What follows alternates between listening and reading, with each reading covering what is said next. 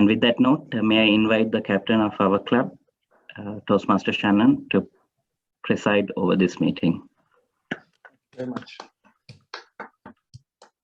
Thank you very much, Jude. Now, today is a very interesting meeting because we're going to have some training to, start getting in the mindset of preparing for the club contest, the area contest in February, and the division contest in March.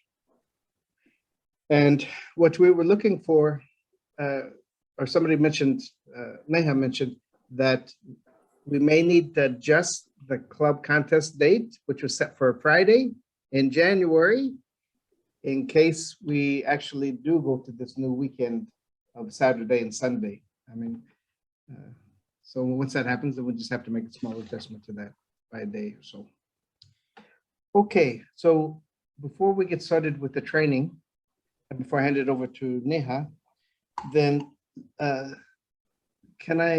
we've got two guests today, I think. Rekha, would you like to introduce yourself? I'm Rekha, and I'm from SLP Toastmasters Club. Welcome. Glad you could join us. Thank you. And we also have another guest called Ravia Praveen. Would you like to introduce yourself? Good evening, everyone. I'm Ravia Parveen, and I am from Abu Dhabi Toastmaster Club. Welcome. Thank you so much. Okay, and we have another long-term guest. Long-term, that sounds, Mrs. Bashir. Would you like to put on your camera and say hi?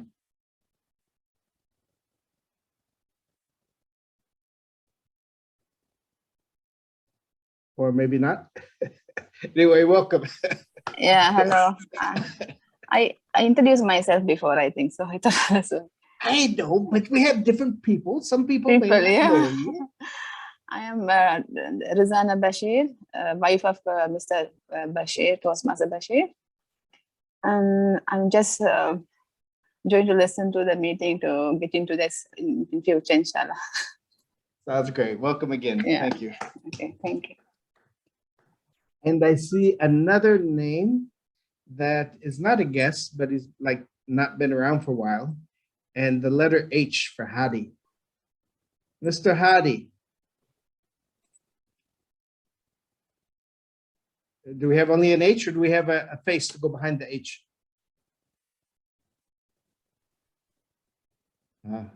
We have only an H. Okay, welcome back, Hadi. Okay, with that, I'd like to turn over to the Toastmaster of the evening, or the presenter, Neha.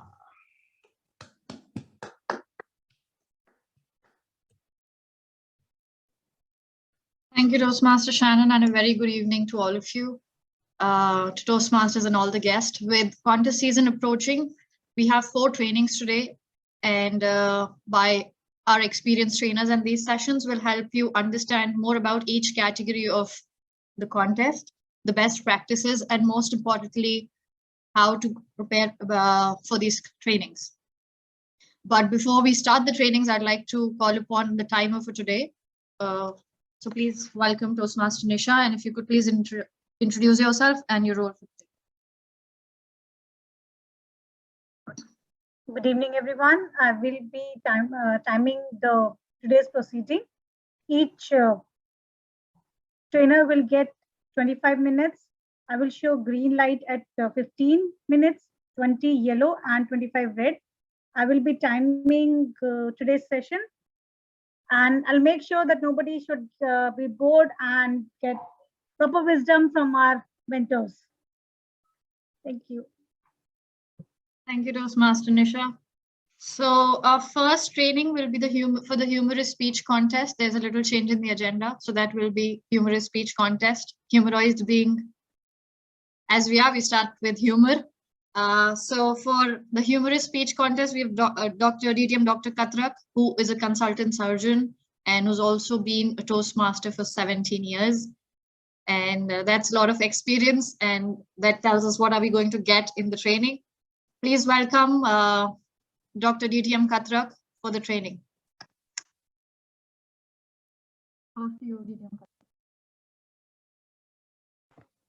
Good evening to all. Thank you, Neha, for the introduction. I would like to share my screen. It is showing host disabled participant screen sharing. Can the host please allow me to share my screen? Okay. Okay.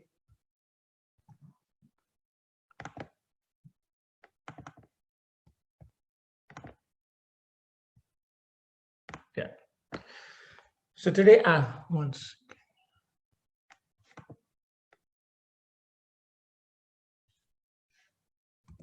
Okay. Now today I will be speaking on humorous speech training. I'll be conducting the humorous speech training session. And as I'm sure all those who are out here today have one thing to do, and they all want to win the DTAC. Now, some of you all may be thinking that, oh, I'm just new to Toastmasters. How can I win? And others may be thinking that, oh, I have participated for a couple of years and I've not made it. So I don't think I can go ahead and win the championship. So for those who are just new to Toastmasters, I would like to let you know that in 2004, the year when I joined Toastmasters, the very same year, I reached DTAC. And I came third in the humorous speech contest. So you can be fresh, but still you can win at DTAC. And for those who have participated a few times and are thinking of giving up, don't, because I failed on 11 attempts before I won the DTAC on the 12th attempt. I don't think anybody else has tried 11 attempts. So everyone and anyone can win the DTAC. The next question which comes is, we will always see that the minimum number of contestants are taking part in the humorous speech contest. There's something which I call humoroparticipophobia. Everyone is scared of taking part in the humorous speech contest because they feel humor is not in me. So for those people also, I have an example. Look at me. For people who know me close, my wife and my daughter, they've actually got me a t-shirt with but on it, it is written GOM, G-O-M, which means grumpy old man. And you will never find a single photograph of me smiling. You'll never see me laughing. So you should tell yourself that if Dr. Katrak, the grumpy old man, can take part in the humorous speech contest, so can I. Now coming up to taking part in the contest. What is the secret of winning the DTAC? Everyone wants to know the secret, and it is a very simple secret. You follow this. This is the judges' ballot sheet for the humorous speech contest. So they are going to mark you on these particular points. So best thing is focus on your speech, which includes all these points where you can get the maximum, you can get an excellent in all of them. What you'll notice in the humorous speech is that the speech development, effectiveness, value, and audience reception is more than 50%, which is 55%.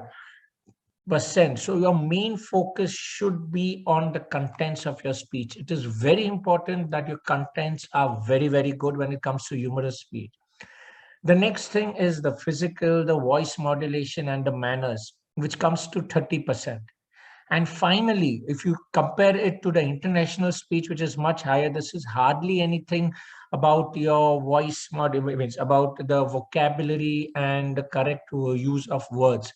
It does not mean that you don't focus on them, but what I want to bring about is that the contents of a humorous speech are the most important. The next thing I want to point out is that first, when the judges are participating, they give first place winner 3 points, second 2, and 1 point to the third. Why I'm telling you is that be very careful when you're adding some contents to your speech. If there's one content which one judge doesn't like, and he feels that this is not good or it is not good quality humor or something, is upset, he will not mark you. And it is very important, in order to win, you should be on the marking of each and every judge. If one judge feels he does not want to mark you, you've lost it. Now coming to the contents of the speech, what are the points we need to focus on? For the speech development, like every speech, you should have an opening, a body, and a conclusion. It is very important. Next thing is they should be immediately engaged. This is very important in humorous speech. As soon as a speech starts, you should connect to the audience. They should be laughing. And tend to the and blend to the framework. This is one more thing. There should be a smooth flow. All your points should be interacting with each other. Just because you want to add a joke, don't jump out. There should be a common trend which is going on. There should be an interlacing of all your points one after the other.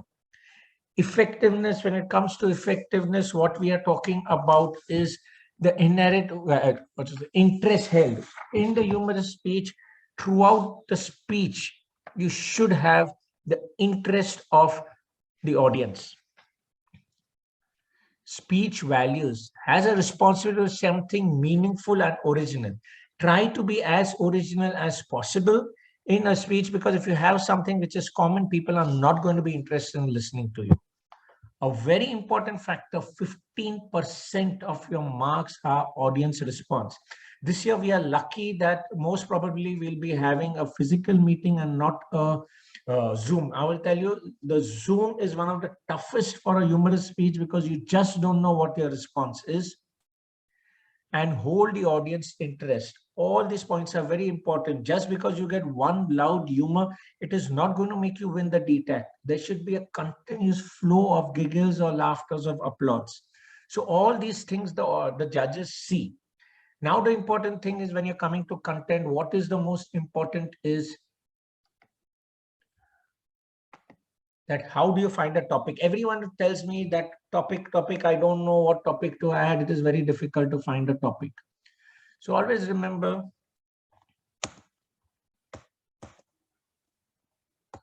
one second, I don't know why. Okay. You don't find a topic, let a topic find you. What this I mean is that you look around, you cannot have a common topic which is which everyone speaks about. You should be different in some way or the other. Look around, you may find something and you can say, okay, I'll speak on this. Choose in advance, 15 days prior to the contest. If you think that I'm going to speak about a humorous speech contest, make a speech. It is called TTF. That is your ticket to failure. You cannot win a humorous speech at least by just starting 10 to 15 days in advance. Choose multiple topics. What we usually do is we focus on one topic. I would advise you choose multiple topics. Think about the topic all the time. You may find some point or the other for each topic. And then you will realize, okay, I'm getting more points on this topic. I will go ahead and focus and I will make my speech on that particular topic. Search the topic around you. What I mean to say is that when you have a topic in mind, believe me, each and everything around you, what is going on in your day-to-day life, you can connect to the topic. Trust me, you can do it. We have less time here, but I have done previous training sessions in which on the spot, we take a topic and all of us start thinking about that topic. And within 15 minutes, you have a complete speech ready. You think of any topic. Okay, you say, I'm going to talk about this. Keep on thinking. In your day-to-day life, you will find something connected to the topic. And most important is note down your ideas. When something connects to you, just write it down on a piece of paper, or we have notes in our mobile. Because what happens is that you may have such beautiful ideas, but when you sit down to write the speech after 4 to 5 days, 99% of the times you will forget those good ideas. You will realize you had an amazing idea, but you don't know what it is. So whenever you get an idea, just jot it down. What are the types of topics which you can speak about? There are very common ones, that is the spouse bashing and the mother-in-law. Believe me, these were one of the most common topics at one time. And Toastmasters. The advantage is there's enough material to laugh on. You can keep on speaking about your wife, your mother-in-law, Toastmasters. Male-dominated audience is going to enjoy it because that feeling that you're not the only one suffering, others are also suffering is amazing. They'll keep on laughing. It connects to everyone, whether you're a husband, you're a wife, you're a Toastmaster, it's going to connect to everyone. But the disadvantage is extra credit for that topic you're not going to get. Believe me, when I was joined around 17 years ago, out of 5 speeches, 2 or 3 used to be on Toastmasters or wife. Rarely used to get a topic. Now, if you see, 99% of the topics are not on these. Nobody speaks completely on a speech on either white bashing. And if they speak 99%, they don't win. Jokes are circulated a lot. Originality is lost. Most of the time, we are picking up these jokes from somewhere and we are repeating them. People have heard it. They are not going to enjoy it. Repetition and same topic, believe me, I've seen that the same joke is repeated by 2 people in the same contest. So what do? I would suggest, these are lovely topics. Don't use an entire speech on these topics. Use it as a part of your speech.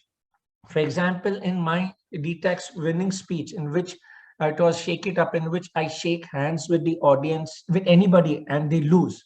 I use Toastmasters for a few minutes, one of the points, in which I say that I was a contest chair and I shook hands with all the contestants. And at the end of the day, all of them were disqualified. Ask why. Ask why was because I shook hands with them. And then I said, except for one. And he was from my club. And I smiled. So thing is, you're guiding them towards people thinking that, okay, he did not shake hands with him because he knew that if he shakes hands, this guy will lose. But then I say, I shook hands with him the previous day. He fell sick and he did not even come to the contest. So that should be the way you should guide your audience towards somewhere, and you should make them believe that this is what you're going to say, and then it should be a twist. Another part in which I had spoken about, a part of my speech when it comes to Toastmasters, I had a speech on the funeral. And in that funeral, I'm supposed to give a message. I'm supposed to give a speech. And the way I start is, respected priest, fellow mourners, Mrs. Gomes in particular, good morning to you all. Mrs. Gomes was the lady who had expired. So that is the way. And then I give a lovely speech and there's pin drop silence. And I was so proud that I've given an amazing speech till someone next to me said, sir, you're attending the wrong funeral. So always guide your people towards something, and then there should be a twist. So as I say about the common topics, wife bashing, Toastmasters, it should only be a part of your speech. Good ones are something which is connected to our day-to-day life. Full-time maid, if you have a maid at home, air travel. I have spoken about one speech in which this person by the name of Bunty is sitting next to me, and throughout the entire trip, how he irritates me. We've had irritating passengers sitting next to us, so it connects to you. COVID. Everyone COVID is connected to, but I would warn everyone, each one of us has lost someone known to us, close to us in COVID. So as far as possible, however amazing your joke is, no jokes on COVID as far as possible. Then comes the blue chip topics. These are very different topics. Frankly speaking, my topic, Shake It Up. I don't think anybody's heard a speech on which you are shaking hands with someone and it brings bad luck. Very serious topics, funeral. As I said, I gave a speech on funeral. Nobody will give a humorous speech on funeral, and it is how I create a mess attending a funeral. This was a speech given by someone else, Thunder Down Under. He's talking about farting. Believe me, it is one of the most amazing speeches I'd ever heard. He had scripted it so beautifully that in spite of such a dirty topic, there was not even once you felt that yuck or something. Unfortunately, he overshot his time and he was disqualified in DTAC. You can get a credit for the topic, but sometimes it can backfire. Sometimes someone, for example, in a funeral, someone has just lost someone. One of the judges just lost someone a couple of days ago. And if you talk about, make fun about funeral, you may not get those 3 to 1 points. Audience culture. Again, when I went for the very first year, I gave my speech in Abu Dhabi. Everyone was roaring with applause and all. My next level, my DTAC was in Kuwait. Believe me, 90% of the audience did not laugh because they were locals. Only 10% of the audience, which was Indians and all, laughed at my jokes. So be careful where you give what type of speech. Opening, it is very important. Your opening has to be very, very powerful. When you are in a contest, there are 6 or 7 speakers. The audience is tired. The session humorist may be second or third in the contest. The minute your first 15, 20 seconds, you can start with props, jokes, quotes, you do anything, but your crowd should laugh within 20 seconds. Or it is TTF, that is ticket to failure. Because if the crowd is not focused on you, he will sit on his mobile, and however good your speech is, they will lose track with you. So most important, one of your best jokes has to be in the first 20 seconds. And it has to be related to your speech. Just because it's a good joke, you just cannot fit it into your speech. It has to be related to your speech. Whenever you get an idea, when you're writing the body of the main contents of your speech, write it down. Believe me, I have had such ideas, but I've cursed myself because I've never written them down. Your speech, you should count them, should have at least 20 jokes, out of which 3 or 4 should be unforgettable ones. It is very simple. 7 minutes, 3 jokes in a minute, 20 seconds. Within 20 seconds, a person should laugh. Begin with 30 jokes at least. Never mark yourself. Just keep on writing. How many ever words? Don't say that my speech should be 900. Write 2000 words. Begin with 30 jokes and then shortlist them. But save them all. The reason being that later on you may find that any other joke which you had previously is connected to the speech. Sometimes for the next level, you may use one of the jokes. So save all of them. Involve the audience. This is ticket to success. The speech which I gave, which won the DTAC, throughout the speech, I'm asking the question, ask why. When I gave the speech in my own club, I only during the ending of my speech, I ask why twice or thrice. And I saw that the impact, the response I got from the audience.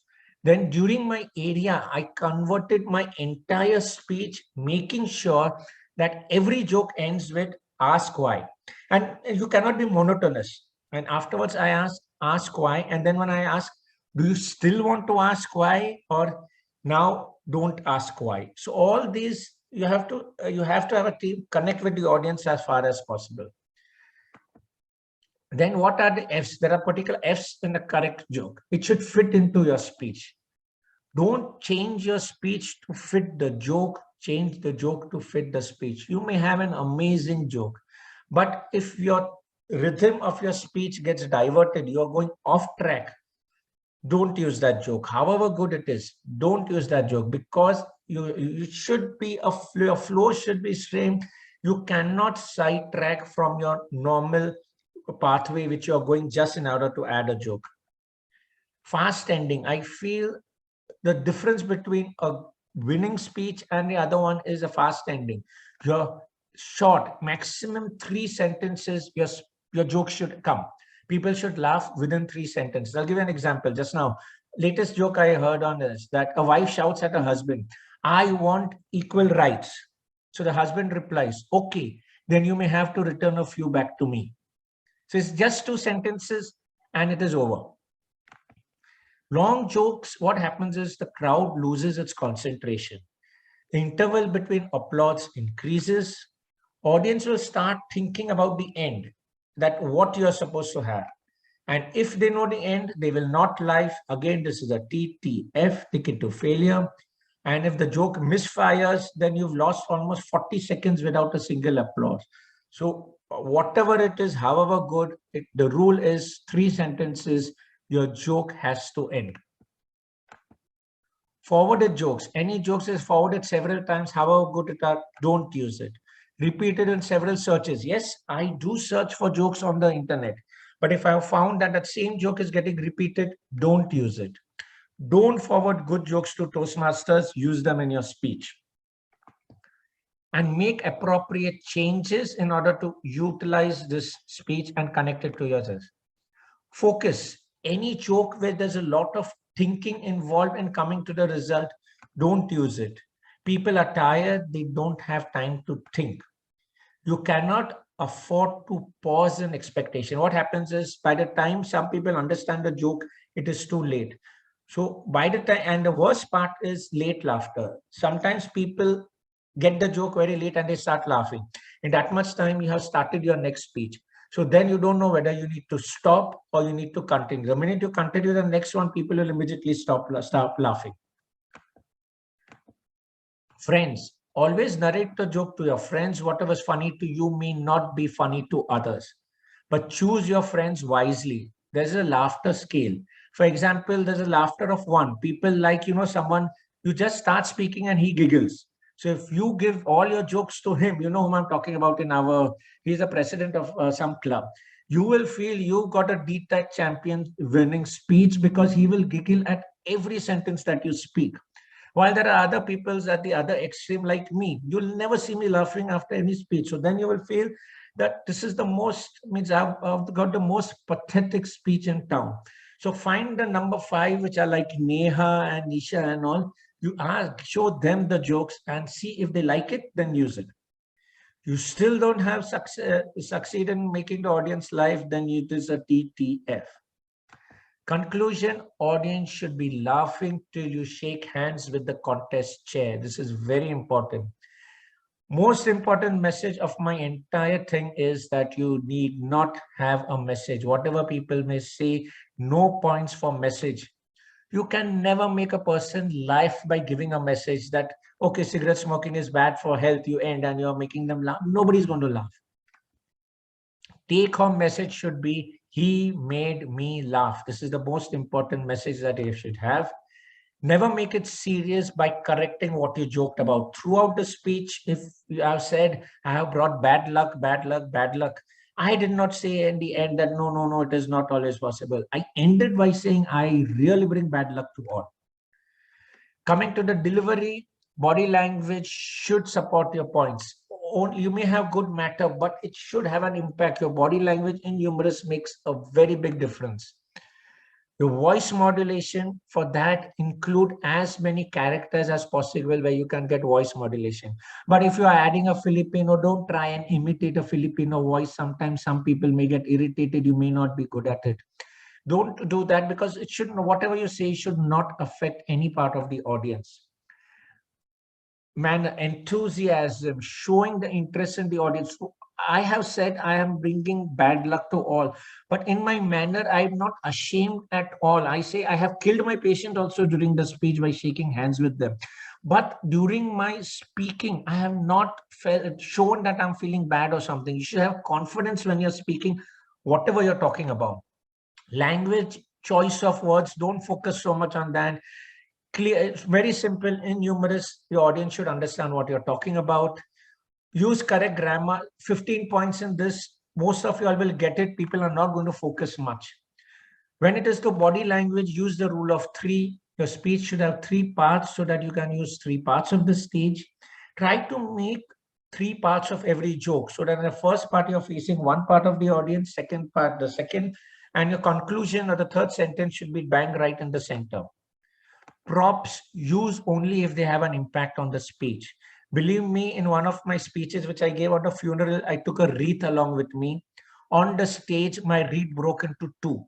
So I was not very sure whether I would carry it or not. So at the end of the speech, second half of the speech, I'm carrying half a wreath along with me. So if it doesn't make an impact, don't use it. Delivery, there are 4 P's for delivery. And they are not practice, practice, practice, and practice. The first P is practice your script, which is very important. You should know your script very well. Practice your delivery and pauses. What happens is most of the time we practice our script and then we say later on we will focus on how to deliver and how to give pauses. Whenever you're practicing, I do 30% of my speech, then 30% and 30%. When I'm practicing, the minute I know my script a little, I start practicing how I'm going to deliver and where I'm going to give my pauses. So by the time you're ready with your speech, you are not even, it is so monotonous that subconsciously you know where you're going to deliver and where you're going to pause. Practice your position. For every speech, every sentence, I know which part of the stage I'm standing. Do all this right in the beginning when you're preparing and practice your timing. I will explain this to you later on.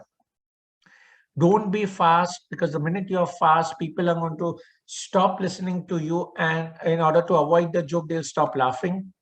Voice modulation during punchlines, pauses is one of the most important when it comes to humorous speeches. Before a punchline or after it, during applause. Whenever there's an applaud, make a point to stop and utilize that time to change your position on the stage. Don't pause for a long time for the audience to laugh. Timing person to person, time your speech around 7 minutes, keep time for applause because you don't know how much time the crowd is going to applaud. 800 to 900 words should be fine. Watch the lights or trim the timer. This is one more very important point in your speeches. You should know exactly which part of the speech comes at 5 minutes, at 6 minutes, and at 7 minutes. Why I'm telling you is that if the audience is not very good and they don't laugh, your 5 minutes will come very early. Or if you're very fast, it'll come very early. So then you should, one thing is you'll slow down. And the second, if you have anything to add, you can add that.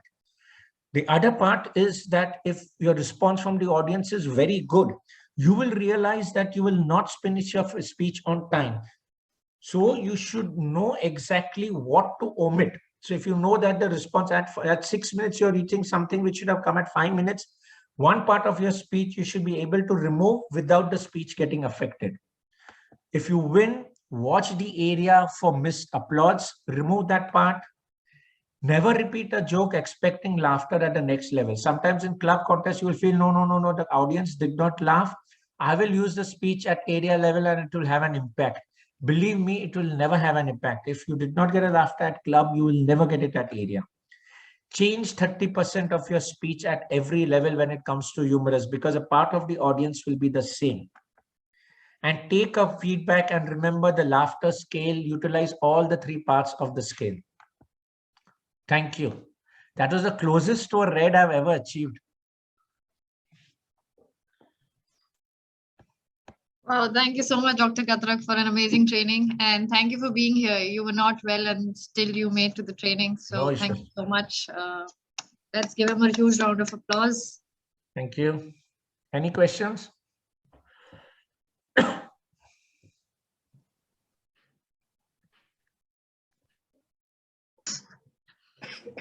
You can just speak, Shannon. Go ahead. Yeah. Just a couple of things, because I've judged it, contests for more than 20 years. And 2 things related to what Dr. Katrak was saying. One important thing is don't assume everyone understands certain names, places, and words, because sometimes, there'll be some jokes and, like say the Indian audience gets it. And I'm like, okay, because remember, it's an international audience, and the higher you go up, the more international it becomes. And the second thing, just related to what you just mentioned about the wreath, be aware that some things are cultural. I don't associate wreaths with funerals. I associate them with holidays. So even little things like that, do your research, to make sure that, okay, something's not taken the wrong way. So that's just what I'd like to add for that. Good point, Shannon, right?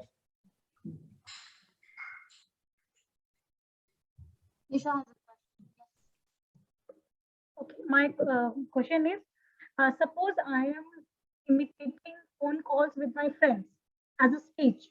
Can it be considered as speech, like the way I talk with my friends? I didn't get your question. It was breaking. Your voice is breaking. Okay. Can you repeat, please? Yeah. Suppose I am writing a speech in which I am trying to mention how I'm talking to my friends and my acquaintance, my different tone and different way I'm talking to them. So will it be considered as a speech? Nisha, see, the most important thing is you can make as much fun as you want on your own person. Nobody's going to bother about that. But don't make fun of the person opposite you. That is the golden rule. You may have not heard me speak, but for years together, in every speech of mine, I am showing how I have been tortured, how my patients have tortured me, and how my wife has tortured me. And even in the shake it, means it is always, as long as it is self-damaging, your speeches. If you're talking about you're making fun of yourself, as long as it is focused on you, people are going to like it. But if you're going to make fun of your friends or somewhere, maybe someone may not like it. Okay. Especially is what happens, many people are here, they try to use the accent of another nationality, which sometimes is very irritating when you overdo it. Okay. Okay. Because frankly speaking, I'll tell you something, when someone tries to imitate an Indian and speaks in that particular accent, we don't like it. So why are we going ahead and trying and imitating other nationality people? Means, yeah, it's very simple. One judge gets offended and you lose, that person doesn't mark you. You're out. You're out of the contest. Okay. Be very My careful. actual question is I'm not able to explain my question. It's like if I'm during my speech, I'm saying I'm talking to my friend and it goes like this, hello, how are you? And then I myself is imitating my friend. Correct. So what you do at that time is don't say that I'm speaking to my audience. And so that when you're talking, your sentence should be such that everyone understands you're speaking to your audience. And then you turn in one direction. And automatically on stage, when you're responding, you can change your voice a little and speak. You don't need to tell every time it is your friend who's replying. It is understood. That is where body language makes a big difference. You are talking in one direction, and then that person will say, yes, Nisha. So it is understood that the friend is speaking. But you have to be very careful in which position. When Nisha is in this position, Nisha is always in this position. After 2 minutes, Nisha should not come in this position. Okay. You understand? So that can That be is, a part. That can be a part of speech. It will be considered. everyone uses phone calls in which they speak in turn in one direction or the other. Okay. And the main thing is you should always make, I'll tell you something in this. What happens is when you're doing this, you mark your audience. You should mark when you're talking on the left side. At every point, you should have eye contact with the audience. So when you're talking to the left, pick someone on a chair on the left side so you look at him when you're speaking. When you're talking to the right, pick someone on the chair on the right side. Sometimes what happens, some people actually turn 90 degrees and they're talking to the wall that side when they're speaking on the phone. So at every time during your speech, you should pick the audience and someone whom you know you are comfortable with speaking to. So that person is looking at you. You are not tense or anything speaking at them. So at every point your eye. So don't completely turn left side and up, left side and right side while changing. Just focus a little to the left and a little to the right. Okay, got it. Thank you. Yeah. Thank you, Dr. Katrak. That was really helpful. Thank you so much. Thank you. Moving ahead, we all know that giving feedbacks can be tricky. But how do we go about it? For this, we have the next trainer who's going to help us. And I would like to welcome on stage none other than the president of the club, Toastmaster Shannon, who's the educator, as well as a Toastmaster for 27 years for an evaluation training. Let's put our hands together for Toastmaster Shannon. So thank you, Neha. But before I start, Sushita was supposed to start first, no? Was there a change of order? Yes, so because we swapped Dr. Katrak and Sushita's training. Okay, so He was shouldn't not she go last. next? Yeah, she would do it after you. She can go next if she wants to. I've already introduced you, Shannon. Okay, It doesn't matter. okay. Okay, that's good. So I'm not going to share my screen. Yeah, I'll share Neha's going to screen share for my Shannon, screen. yes. Okay, so while she's setting that up, basically how the evaluation contest works when it's live is that there's a secret target speaker that comes and speaks for around 7 minutes. Okay, and in front there are some tables or some designated chairs and desks where the evaluation contestants will be sitting with paper given to them, especially for marking. After the speech, there's 5 minutes.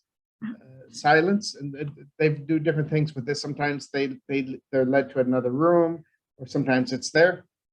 And when they are led to the other room, all but the first contestant will move to the other room. And when that happens, also the mobile phones are taken so that nobody can communicate, and the notes are taken. So then when the contestant, like contestant number 2 comes out of the special room, then at the doorway, the sergeant of arms gives the notes back to the contestant, just to give you an idea of how the evaluation contest looks.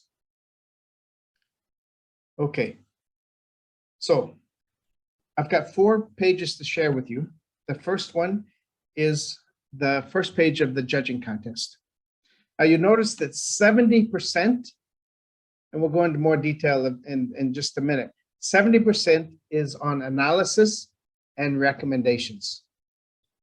Analysis of the presentation, not analysis of the speech, and not a summary telling the audience what they just heard, because that is not analysis, that's summary.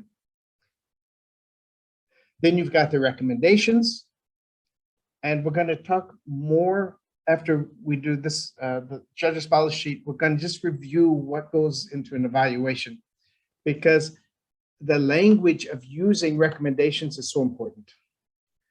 When you start, when an evaluation contest starts saying you should have, you could have, this kind of language is not the language of recommendations.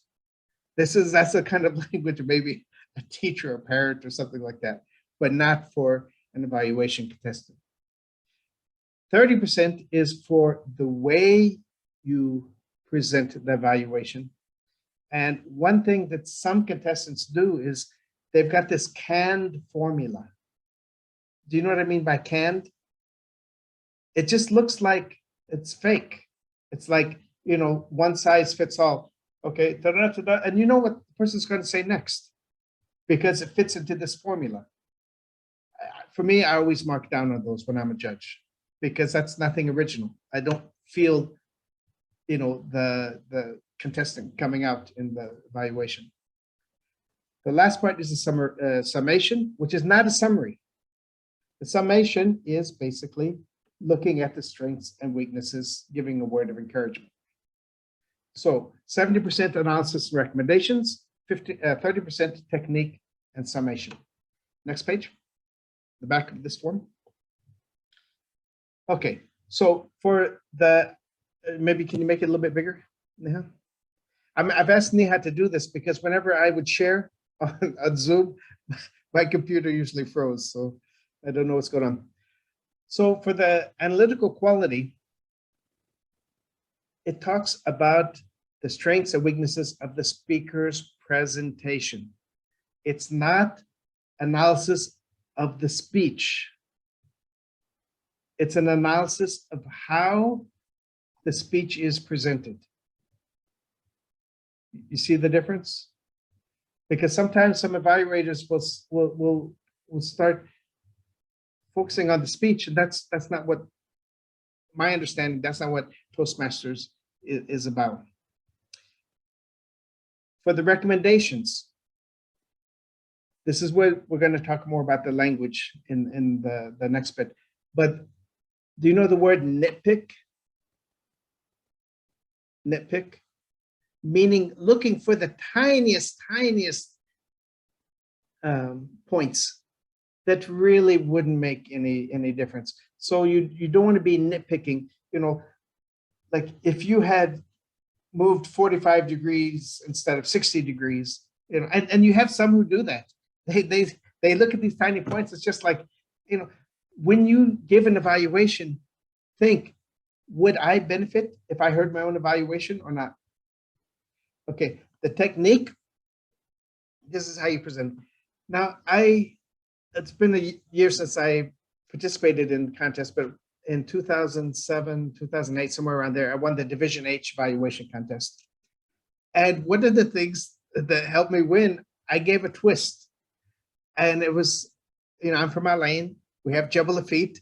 And I wasn't thinking that. I did some kind of body movement. And I saw I got a good response from it. So I included that at the end as well. And then I got first place. So the technique is how you present your evaluation. Are you carrying sensitive? And last one is, again, bringing it all together. Next page, please.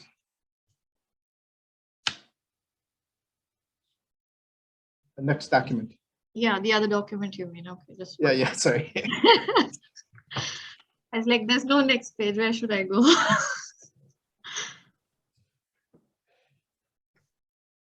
Okay, now this is from a presentation I did a long time ago, but it comes back to how to evaluate.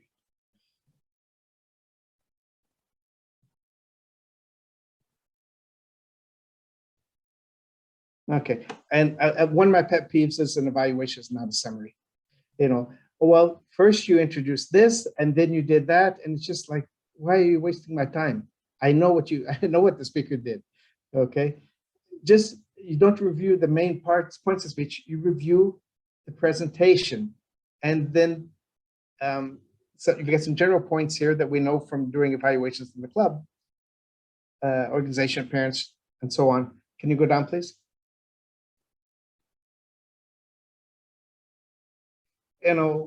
One approach is the hamburger approach. You start with something positive. You make the connection between the speaker and yourself and the audience without saying things like, we all know. I mean, when you are evaluating a speech, don't assume that you're speaking for the audience. So you could say, like, for me personally, the story about the funeral, I can relate to that because I've done something similar. You make that kind of personal connection so the evaluation becomes meaningful, and other people like judges, we think, yeah, that could be. So just like a hamburger, you've got the top bun, something positive, the strengths. And for the strengths, you had good eye contact. That is such a meaningless, expression. You had nice gestures.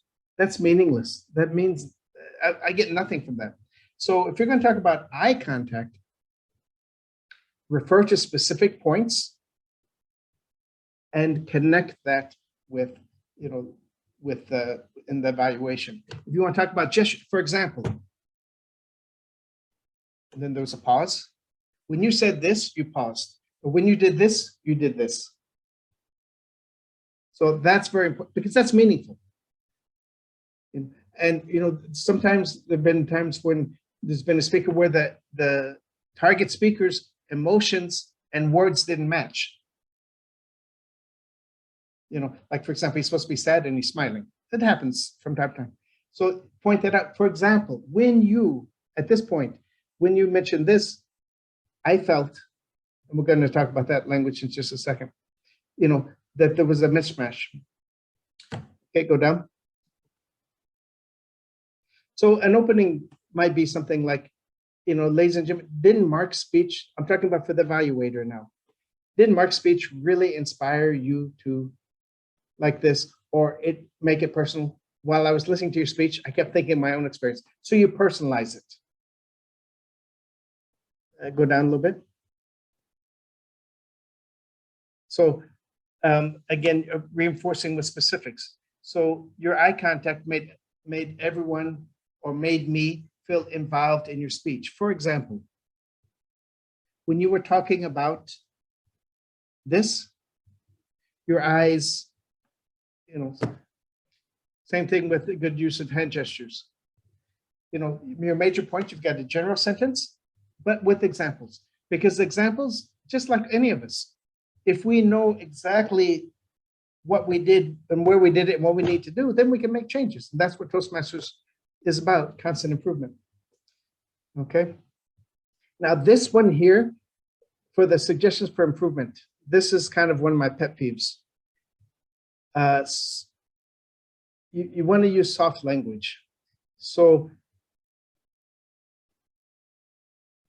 I felt that Perhaps if you, in my opinion, you want to avoid, you could have, you should have, you might have, I would have, because that's not advice. That's more of a, almost like a power thing, you know? So give me something that I can improve. Don't talk to me like a teacher or a parent.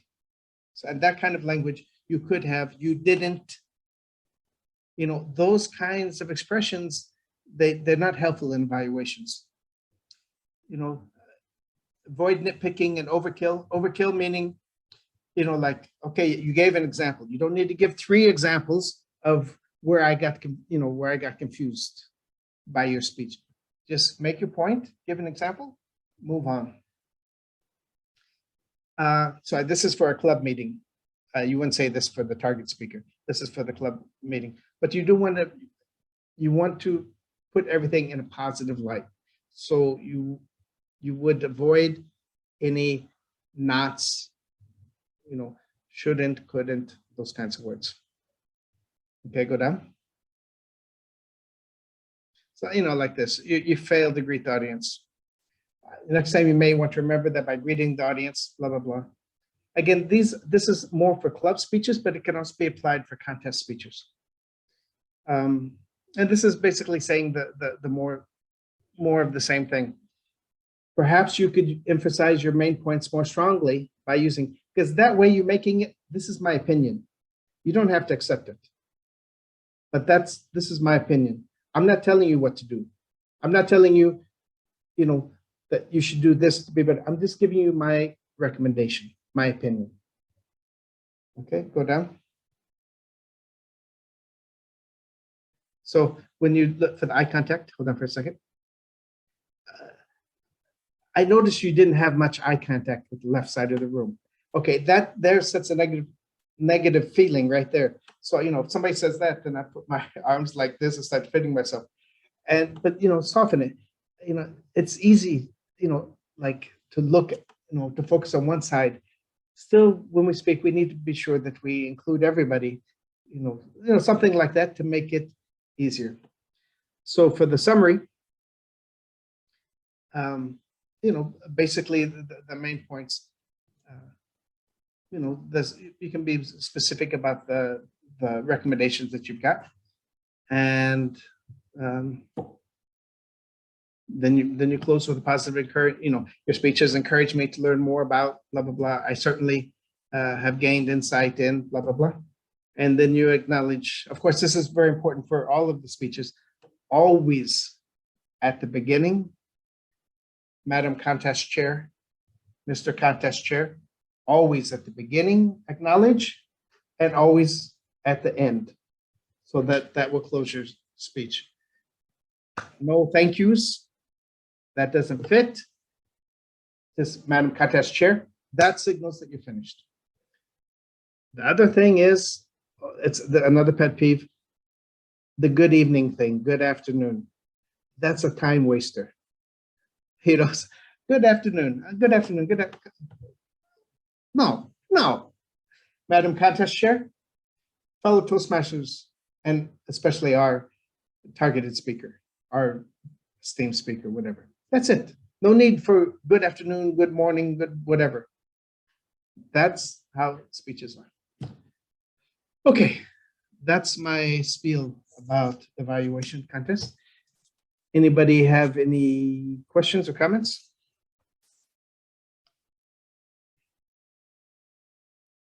I know it's short and sweet, or at least it was short. I'm not sure it was sweet. Sunita has a question. Sunita, you could unmute yourself, please. Yeah, Shannon, I just want to know, when we are addressing the audience, now, are we addressing the target speaker, or are we like, you did this or you did that, or are we going to say he was good at this or whatever? Like, how are we going to? You know, that's a style, that's a technique. You know, as long, you know, some people will say, you know, especially our target speaker, I really enjoyed your speech, but I would definitely not make the evaluation only directed at that one, because it's the benefit for everybody to see your evaluation skills. Okay. For everybody. So it can come in between, like you and then suddenly going to he, or will it look very odd like that? I would be a little bit hesitant to say use you too much. Yeah. Just a minute. Huh? There's somebody at the door. I'm sorry. There's someone at the door. I would, refer to the target speakers. So if you're going to talk to the audience, for the target speaker, and refer to the, rather than say you, something like that.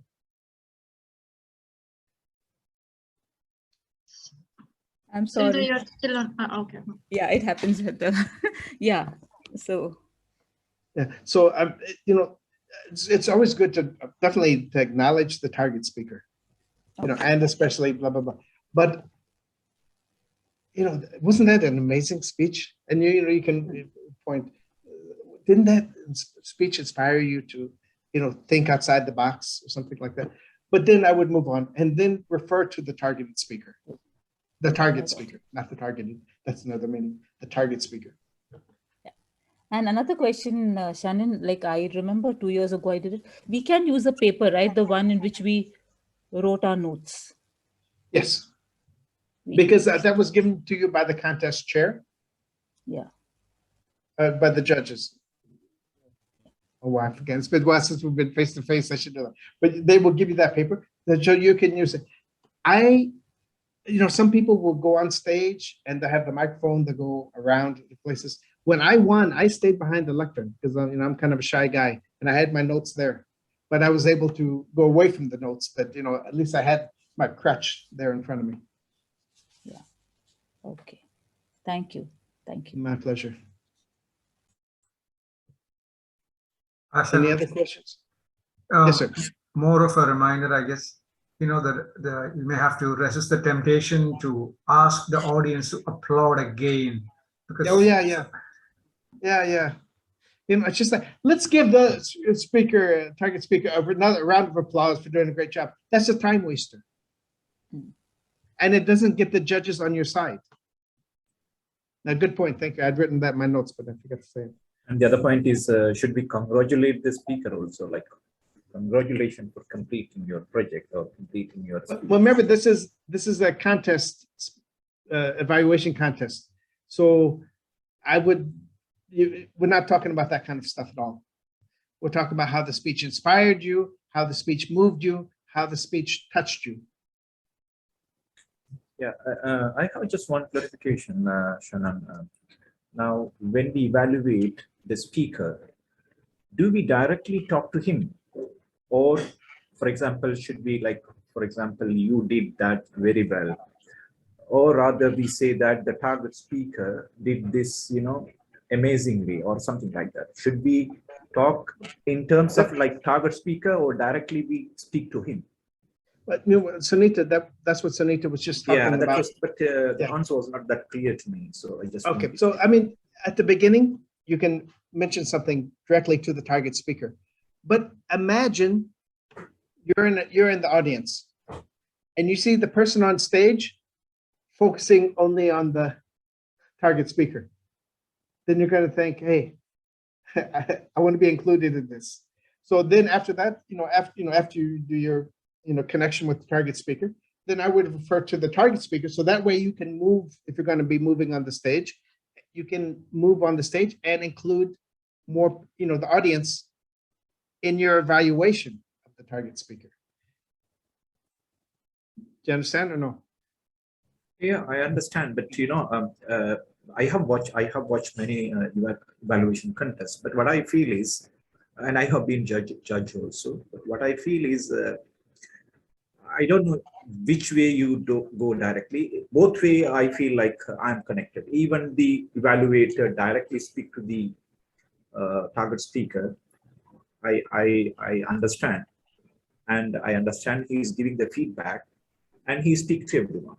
Because when he move, when he keep the eye contact, even though he speak, it's something like he gives the feedback not only to the speaker, even though he refer to the speaker. For example, he say you, then, and it connect to us also. Rather, he speak like a third person, like a target speaker. Then, when he referred to a target speaker and look at me, so I feel like he referred to a third person. Got my point? So that feelings comes. I don't know how far it's which way is good. Yeah, for me, if you keep saying you, then your eye contact would tend to focus on that person and not on the audience. Okay, so the audience, in my opinion, they may not be as involved. But I mean, the thing is, you're giving the evaluation basically for the audience and for the judges. So, when you talk about the target speaker, you're still connecting with the audience because everybody can relate to the target speaker. But they can't necessarily relate to you, at least my opinion.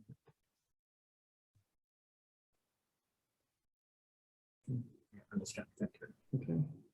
Any One other more question. One more question. Normally, the target speaker, the speech is it a humorous speech, or I mean, will we have any kind of a speech, or is it a particular kind of speech that we'll have to evaluate? It's usually international standard. Okay. It could be funny, but it's usually an international standard speech. So then the evaluation pattern has to be on the basis of that, right? Well, you've just reviewed it's very important. They've got a judges workshop these days, I think, no? This month, I don't know. I'm so busy with marking. Saturday. Saturday. I have to go to school on Saturday. The contest rule, it says that the speech should be of a general nature. That's what it says. General. Okay. I remember a couple of years, maybe 10 years back, Loy Machido, he came, he stood behind the podium and he spoke for 7 minutes and he walked away. 15 minutes. How 15 come and minutes. evaluate me? Huh? He spoke for 15 minutes. 15 he spoke minutes. correct. He spoke for 15 minutes. From behind the lectern. Yeah. And that year who, from Dubai, who was he once said, what's his name? I forgot who came first that year. It was so tough because we are usually not supposed to be criticizing the speaker a lot. That throughout the speech you had to no voice modulation, no this, nothing, and he was a champion at DTech a couple of years before that. That's Lloyd.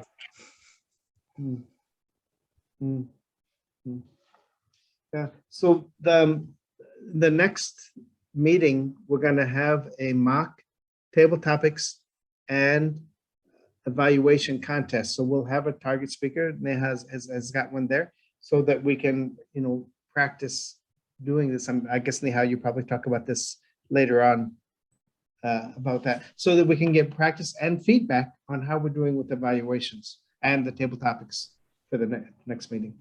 I'll have just one more question, maybe to Shannon and Dr. Katzak. Now, we also have seen that, some speakers are very bad to say, very bad mean the content is, that you don't have much point to appreciate. And even in that case, if we are supposed to appreciate that speaker, aren't we lying to him? That means, aren't we just, whitewashing him? So rather, aren't we not supposed to give him the actual feedback that, the average speech is not that good, okay, even in the contest? Okay, so let me answer. Do you have kids? Yeah, I know you do. Yeah. Okay, now, how do you treat them? Okay, are you going to say, oh yeah, it's okay that you messed up? No, you're not going to say that, are you? But if you go too strongly, you found your daughter smoking and you're against smoking, or I don't know, a daughter has come, so I'm just picking on her. Okay, now if you make it so strong, it's because, okay, I'm going to smoke. I don't care what he says. So, you don't want to have that kind of reaction. So how are you going to be with your kids? Like, you're going to give them feedback to encourage them to, to improve. So it's not whitewashing at all. If it's whitewashing, then it shouldn't be in the evaluation contest, because that's useless. And you won't win. That's that TTF. Yeah, I agree with what Shannon is saying.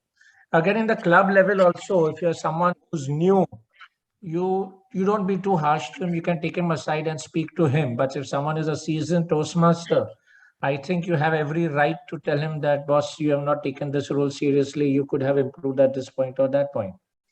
It depends on, as Without he saying says, how old the yeah. kid. Without using could have. Yeah. Yeah. Time, ladies and gentlemen. Yeah, time's up. Okay, it's like we were waiting for Nisha to display the red light. Thank you so much, Shannon. That was really insightful. And thank you everyone for the inputs. Dave, Dr. Katrak, Suchita, thank you so much. And Bashir. So, yes, moving ahead. We've all been at a place where the moment we get a table topic, we get stuck and we don't know what to say. And to help us with this, we have none other than Toastmaster Suchita, who has been a Toastmaster for 14 years and who's also serving in the District 105 as a logistic manager. So please welcome Toastmaster Suchita to take us through the table topics training. A moment, let me share my screen.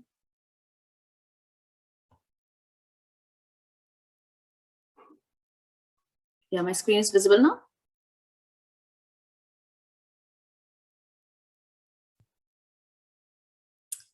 Okay, so good evening, Humoroidians. Good to be back, and I missed you all so much. Contest season is here, and we are back in contest training.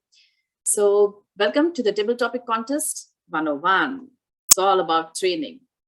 So why Table Topics Contest? What is it all about? So what is a Table Topic Contest basically? It is nothing but the contest of impromptu speaking. Now remember, this is different than what we do normally at our club level, right? We have twisted topics. It is not about twisted topics. It is table topics. That means one single topic is given and every contestant speaks on the same topic. How is it carried out? We will see it later. So why a contest and why should you participate?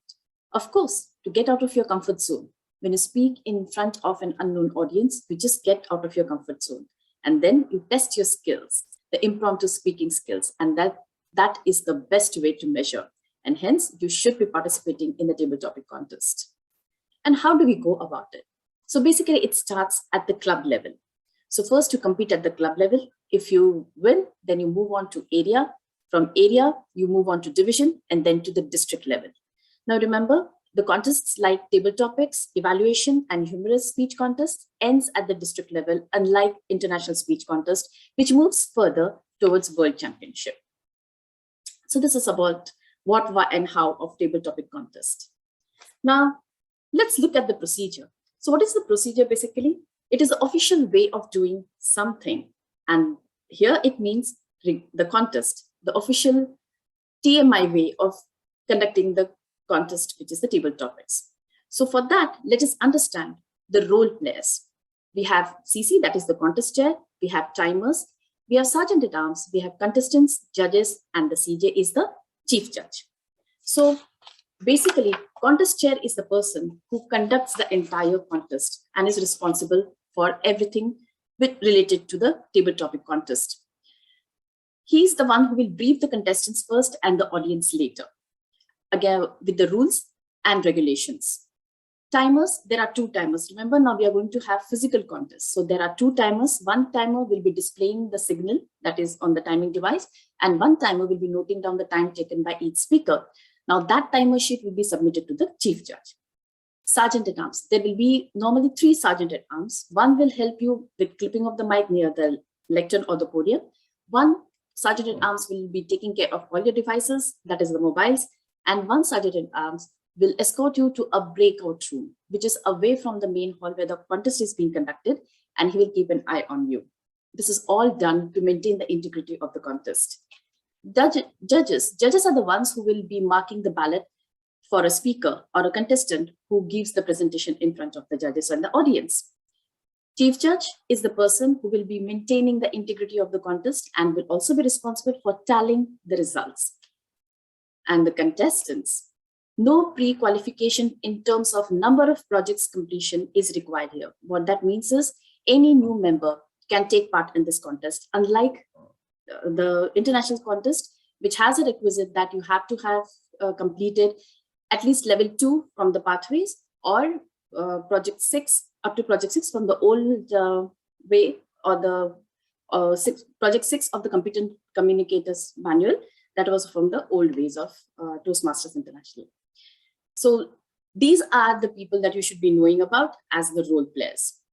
Moving on, we have to know regarding the eligibility and the forms. So who are eligible to take part in this contest? Everybody. But these members, they need to be in good standing. And also the club you belong to should be in good standing. What does that mean? That means that your dues should be cleared for the term, that you have paid the fees. That makes you eligible to take part in the contest. And the forms, you have to sign the speaker's eligibility and originality form. Eligibility forms will be given to you by the contest judges prior to the contest, which you have to fill and submit it, which will eventually find their way to the chief judge. You need to know something about the contest rules. I would highly recommend that you read the contest rule book, the latest contest rule book by the TMI, which is a whole lot of information, very useful, very relevant information. I will be giving certain rules regarding the table topics here, but I will highly recommend that each one of you please read the contest rule book. Now, certain things pertaining to table topic contests, all the contestants must receive the same topic, which must be of a general nature. The topic is selected by the contest chair. The topic must be of reasonable length, must not require a detailed knowledge, and must lead to an opinion or conclusion. When the contest begins, all contestants except the first must leave the room and remain under the supervision of the contest sergeant-at-arms. Introduction of each contestant is done by announcing the contestant's name, the topic, and the contestant's name. And most important, the timing rules. The table topic contest speeches must be from 1 minute to 2 minutes. At 1 minute, a contestant will be disqualified if the speech is less than 1 minute or more than 2 minutes, 30 seconds. So the green signal will be displayed at 1 minute and will be displayed for 30 seconds. The yellow signal or the amber signal will be displayed at 1 minute, 30 seconds and will remain displayed for 30 seconds. The red signal will be displayed at 2 minutes and will remain displayed until the speech is concluded. In the event of a technical failure of the signal or the timing device, a speaker is allowed 30 seconds extra overtime before being disqualified. So this is very important. The timing rules you need to know. When you are speaking impromptu, you might get into the flow, into the rhythm, and you're so much into it, you fail to look at the time. And then you might have given a fantastic speech, but then you get disqualified. So please remember to look at the timer and keep an eye on the timer. Next, we have the judges' ballot. Toastmaster Neha, have you posted the judges' ballot in the chat box? I will just do it. Just give me a moment. I'll put it. All right. So everybody, please download that. I need you to understand the judges' ballot so that it's right there on your screen. I'm sorry, I couldn't get it on my slide. Do you want me to share the screen, Suchita? If you have the judges' ballot, please do. Yeah, I'll share the screen also. Yeah, I'll stop sharing. Yeah. So for table topics contest also, if you see how the division is done, I will start explaining till the time she displays the ballot. The content. Okay. You can all see my screen? Oh, this is, okay. Right. So first we have, let's look at the content. Content has 55% of marks, and which includes speech development and effectiveness. Now, speech development, please remember, the most important thing to remember is it has to have a purpose, the speech I mean to say, and it has to have a structure, which means the opening, body, and conclusion. There should be logic, and you should be convincing in explaining that to the audience. And how you convince the audience decides the effectiveness of your speech. And that together forms the content, which is 55%. About that, we will speak later as well. Then 30% is devoted to delivery, which includes the physical and the voice. Now, physical, what does it mean? It's an impromptu speech, right? How you are going to be prepared with the body language and gestures and expression. That is the thing. When you move into the topic, you are speaking from your heart. And when you do that, naturally, the expressions, the gestures, the language, the positioning of your body, it happens naturally with the flow of your speech. Now remember, you can use your voice, the rate, the difference in the pitch, the volume. It all is being used to emphasize what you are saying, to reiterate the points that you're making. So if you are very convinced about what you're talking about, and you need to convince your audience, you have to use and modulate your voice to suit the structure or suit whatever you are saying. So you can reiterate with a fist banging into your palm, or you can use your voice very, very assertively. And I think so, you can do it. So stressing on the syllables, using voice, volume, and pitch, it makes a lot of impact on the way you deliver the topic. So physical and the voice is also very, very important, and which constitutes about 30% of the marks. Moving on to the language, it has 15%, which is further divided into appropriateness and the correctness. What is appropriateness? The choice of words, which is suitable to the speech purpose and to the audience. Very, very important, right? And those words should be simple, which will also promote a clear understanding of your thoughts. The simple thing is that whatever you are thinking, your conviction has to reach the audience, and it has to be reached out in a simple way, because you just have a very short amount of time, just 1 minute, to explain to them what you think about the topic, right? Correctness, grammar and pronunciation, very, very important in correctness, because once you have a smooth flow of the topic that you're speaking about, grammatically correct and correctly pronunciation is totally correct. It shows the speaker's command of language and how or what he does with the language and the words that he uses, which impresses and has a powerful impact on your delivery. So remember, 15% for language constitutes of appropriateness and correctness. So that is all for the judges' ballot. Then we move on. Thank you, Neha. I will start sharing my screen again.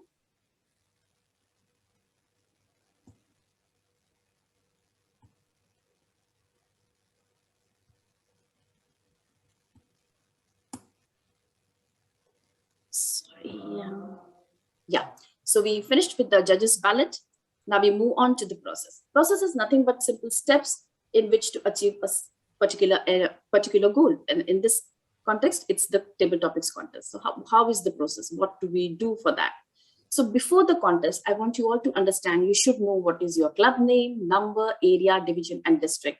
Very, very important, because you will be filling out the eligibility form and you require the club number as well as the district. So you all are members of Humoroids Toastmasters. That's our club.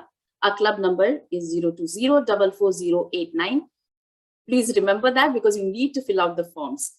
And then we belong to Area 41, Division H, District 105. So club number and the district is very, very important, which will be asked as the information on your eligibility forms.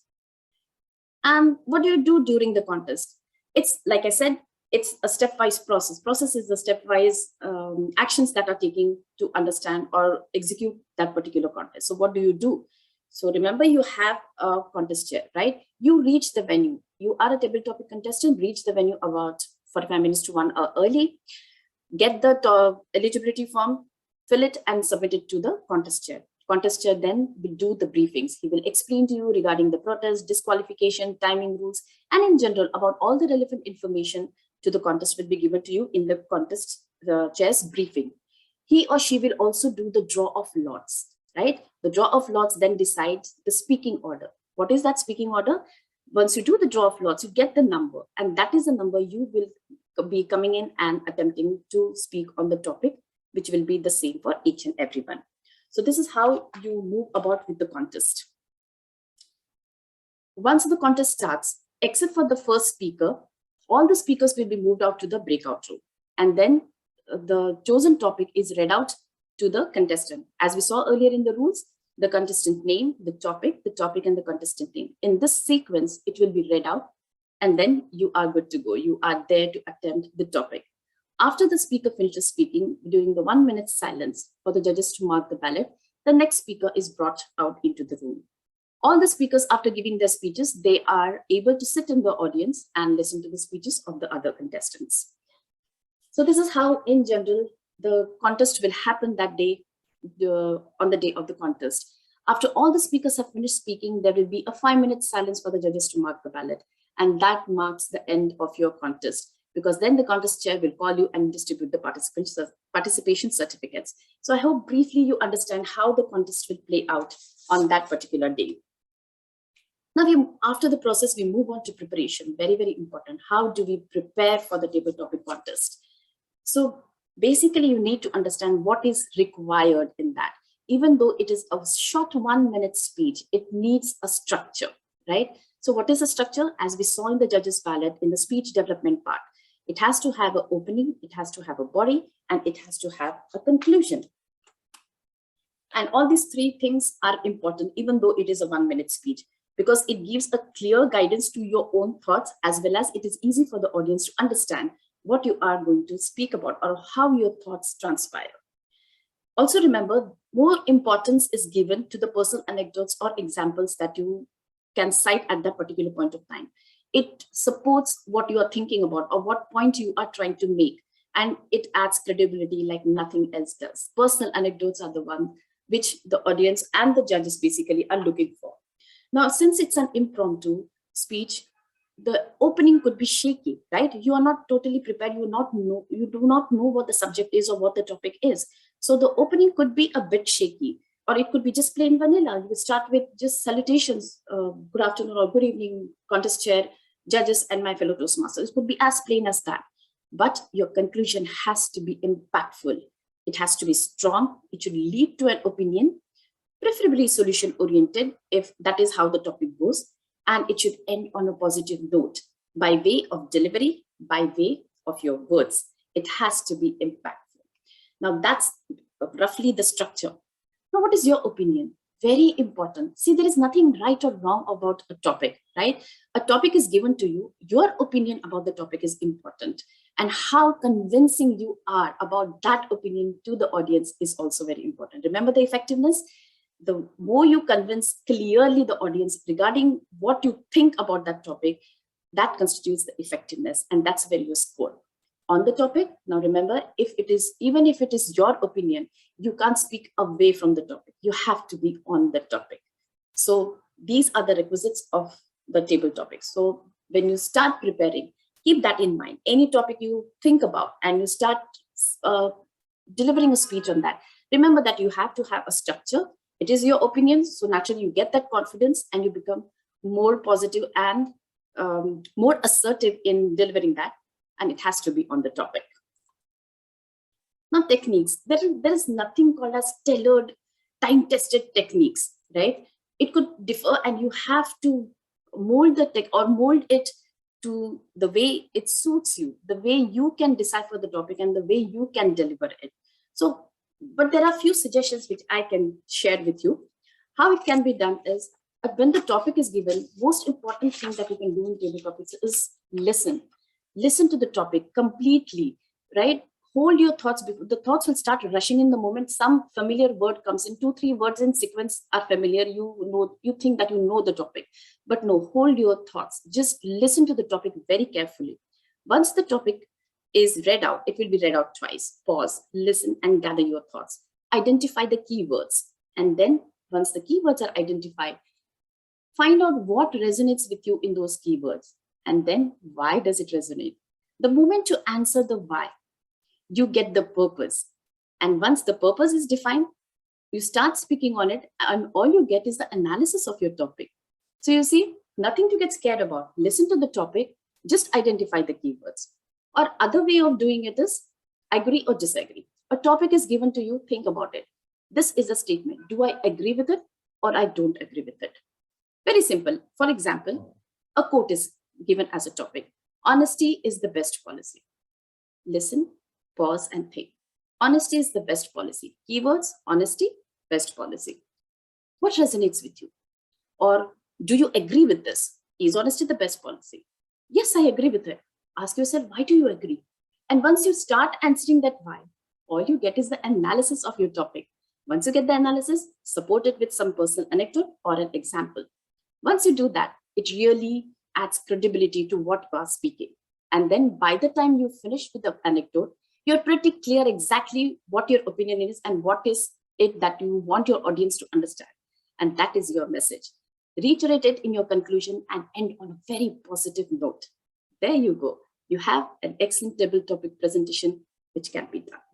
So you see, it's quite simple. All you have to do is not get panicky, take a deep breath, listen to the topic carefully, and then ask yourself, what is it that you feel about the topic? And you get it. Believe me, you will do. And for that, you also need to know types of questions. Now, there are 3 or 4 types of questions that they can ask. One is a quote. Quote is a simple thing, a simple statement. All you have to do is get the gist or the central idea and then speak about it. For example, we already saw honesty is the best policy. Now, there could be other type of questions like open-ended question or close-ended question. What is an open-ended question? Which invites opinion. You can't just simply yes or no. You can't finish it off by answering yes or no. It has to be an opinion, a worded opinion. What could be an open-ended question? What life lesson did you learn the hard way? What life lesson did you learn the hard way? You have to answer it, right? In 3-4 sentences. So once you start listening to that, and once you listen, pick up the keywords, ask yourself, what was that? What did I learn? When was it? How did I react to it? 2, 3, these questions, if you ask, immediately you start getting the answers. Put it in a structure and you get your table topic. Now, if it is a close-ended question, is yellow your favorite color? Yes or no? If it is yes, tell me why it is your favorite color. If it is not, then tell me why it is not, right? Because once you start answering these questions yourself, you start getting material to speak about in your topic. Once you know this, all it remains is to do a lot of practice. Keep on practicing. How you do it, you have to get in touch either with the seniors or you all have mentors, right? Get in touch with your mentors and day in and day out, before the contest starts, every day, get at least 2 or 3 topics from them. Think about it. Foremost is to kickstart your thinking process. Think about it and then start speaking. I would suggest record the speech and send it to your mentor. They will give the feedback regarding how it was, regarding the structure, regarding the personal anecdote, what could have been added, what could have been deleted, or how you could have enhanced whatever you were thinking, how simplified it could have been to make greater impact. All these things can be discussed. It can be done over WhatsApp or on the phone. You need not even meet. This is something I'm very convinced about, because this is what I do with my mentees. And I give them topics and they give their feedback. They literally record their speeches and send it back to me, because especially in the last 2 years, it was very difficult to meet in person. If in person you can meet, nothing like it. But it's very important for you to get the topic, kickstart your thinking process and tell it aloud. The response you have, don't keep it in mind that, okay, this is what I'm thinking. Because table topics, when the day arrives, you are on the stage and you're going to answer it. So articulate it. Very, very important. Think, articulate, and then record it and see how you have done, right? So this is all from me. Sincerity, honesty, and conviction about the topic and the way you attempt it always, always works. So wish you all the very best. And since I have some time, I can have some questions before. Can I give one table topic just to get the flavor? Toastmaster Sunita, I'll give a very easy topic. Can you attempt one table topic here, please? Okay. Great. So your topic is past, present, future. Your choice is. Past, present, future. Your choice is. Over to you. Good evening, Toastmaster of the evening and fellow Toastmasters. Past, present, and future. This is something I have learned, I think, from my junior classes when we used to learn about tenses, past tense, present tense, and future tense. And we would convert the past into present and the present into future. As years went by, definitely, we look back on the years that have gone by. We look at what is, and we are looking forward to what will be. If you ask me a question, what do you choose? I would say I definitely would choose the present. Because the past it taught me a lot of things, but it's gone. It's the rear view. The present is I'm on my driver's seat and I hold the reins in my hand. And the future, of course, is the big window I see across as I'm traveling. But I don't know exactly where I would reach, looking forward to reach to a great destination. So for me, it's definitely going to be present, but definitely learning from my past and looking forward to a beautiful tomorrow. Was the time? Am I on time? I don't know. Nisha was. She forgot to time her. Nisha, have you timed her? Okay, Great. so it's showing yellow. Okay. So I was not sure of that. So something like that. Okay. So over to you, Toastmaster. Yeah. Thank you, Toastmaster Sunita. So I don't think we have much time, but I can just share a feedback on the topic that she attempted. So it was a bit of an obtuse kind of question, past, present, future, your choice is. So, but she, very calm and collected as she is, she thought about it. And then while pondering her thoughts, she was trying to gather her thoughts. She just, I think she just cut the topic in half. She understood what is past, which is present, which is what is future. She tried to explain that and your choices. She very cleverly, because she's a teacher, she immediately connected it to the tenses being taught, which again relates us to our childhood days. Or it is very, very important that, and very, very common that we think about it. But at the same time, when you said past, present, and future tense, at the same time, she related it to the life. And the beautiful part of your delivery right now was you brought in an analog by comparing it to the car. She drives, so she knows how the things are, and she beautifully compared it to saying that present, here I am, I have the reins or the steering wheel. She was, only thing is be careful about it. You were showing the steering wheel and you said it's the reins in my hand, right? So you have to be careful about that. But past, that's the rear view, and future, which is the window that I see. It's a beautifully compared thing, and she got it out very well. So great job done there. Good marks on, you scored on the analog and the way you analyzed it and related it and why you chose. She answered the question. She was on the topic. She answered the question saying that, yes, I choose present because this is where I am, and I have the reins in my hand. So she has control over the present. She's learned something from the past. So she said something about the past, applied it to the present. Her choice was the present, and then she talked about the future.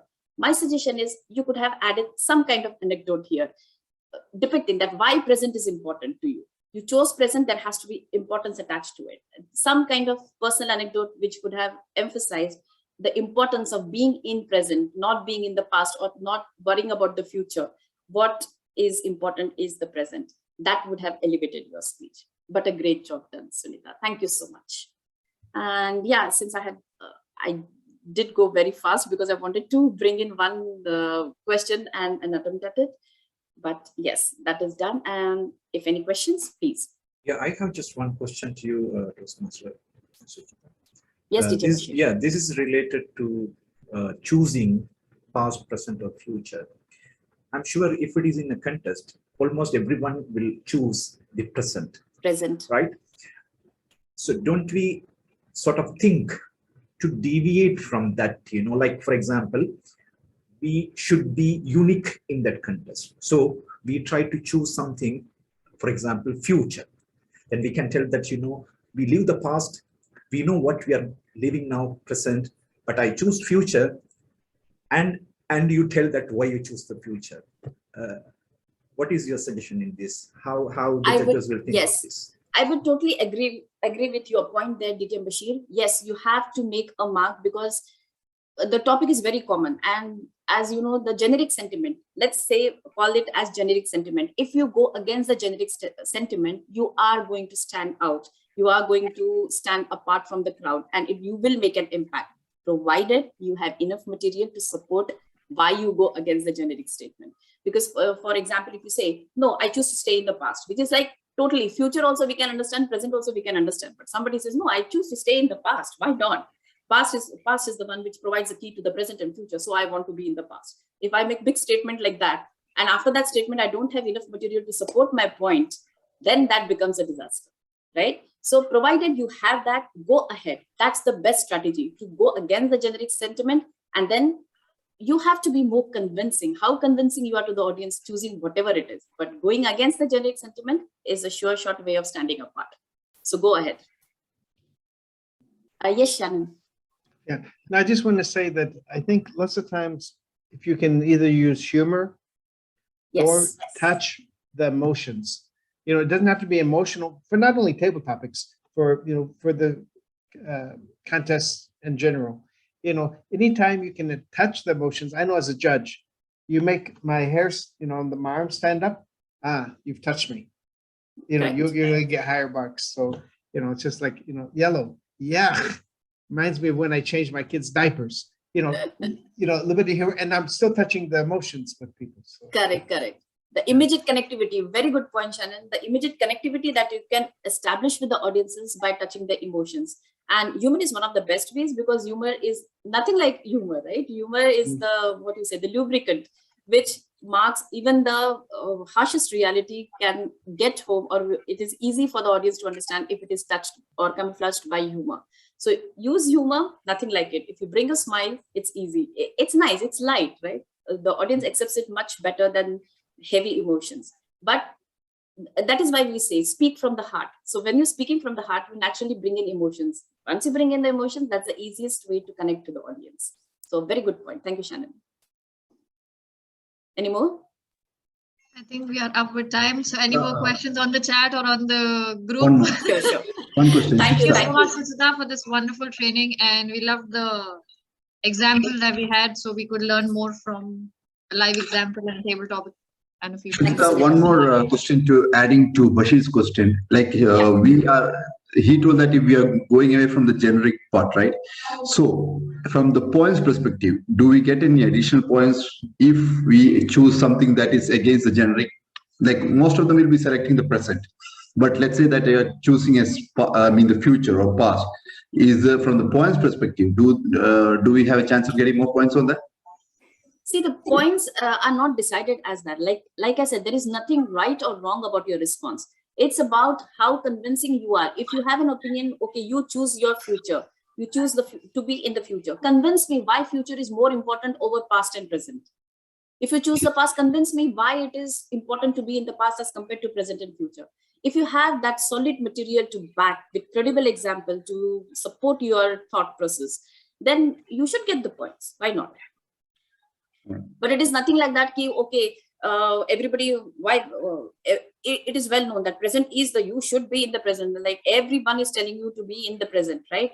But if I say no, I don't think it's the past which is important.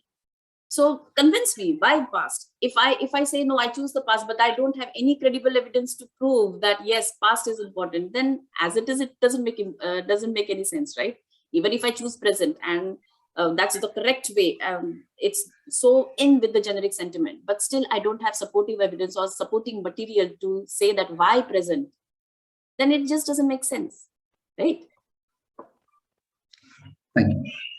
Well, thank you so much, Suchita. Let's give her a huge round of applause, everyone. Thank you for the wonderful training.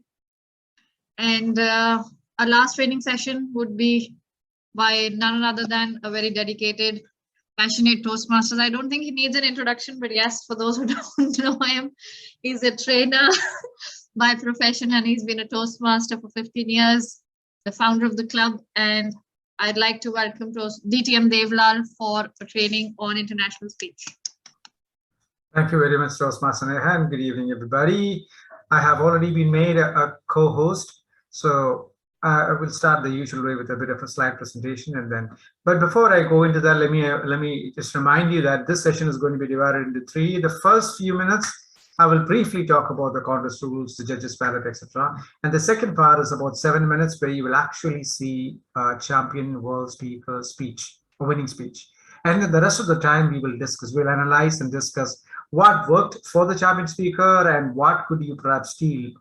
Okay, let's rephrase that, adopt, modify, and learn from that so that you can use it in your future speeches. So here we go. Let's take a look at, I hope my screen is visible to everybody and I'm loud and clear. All right.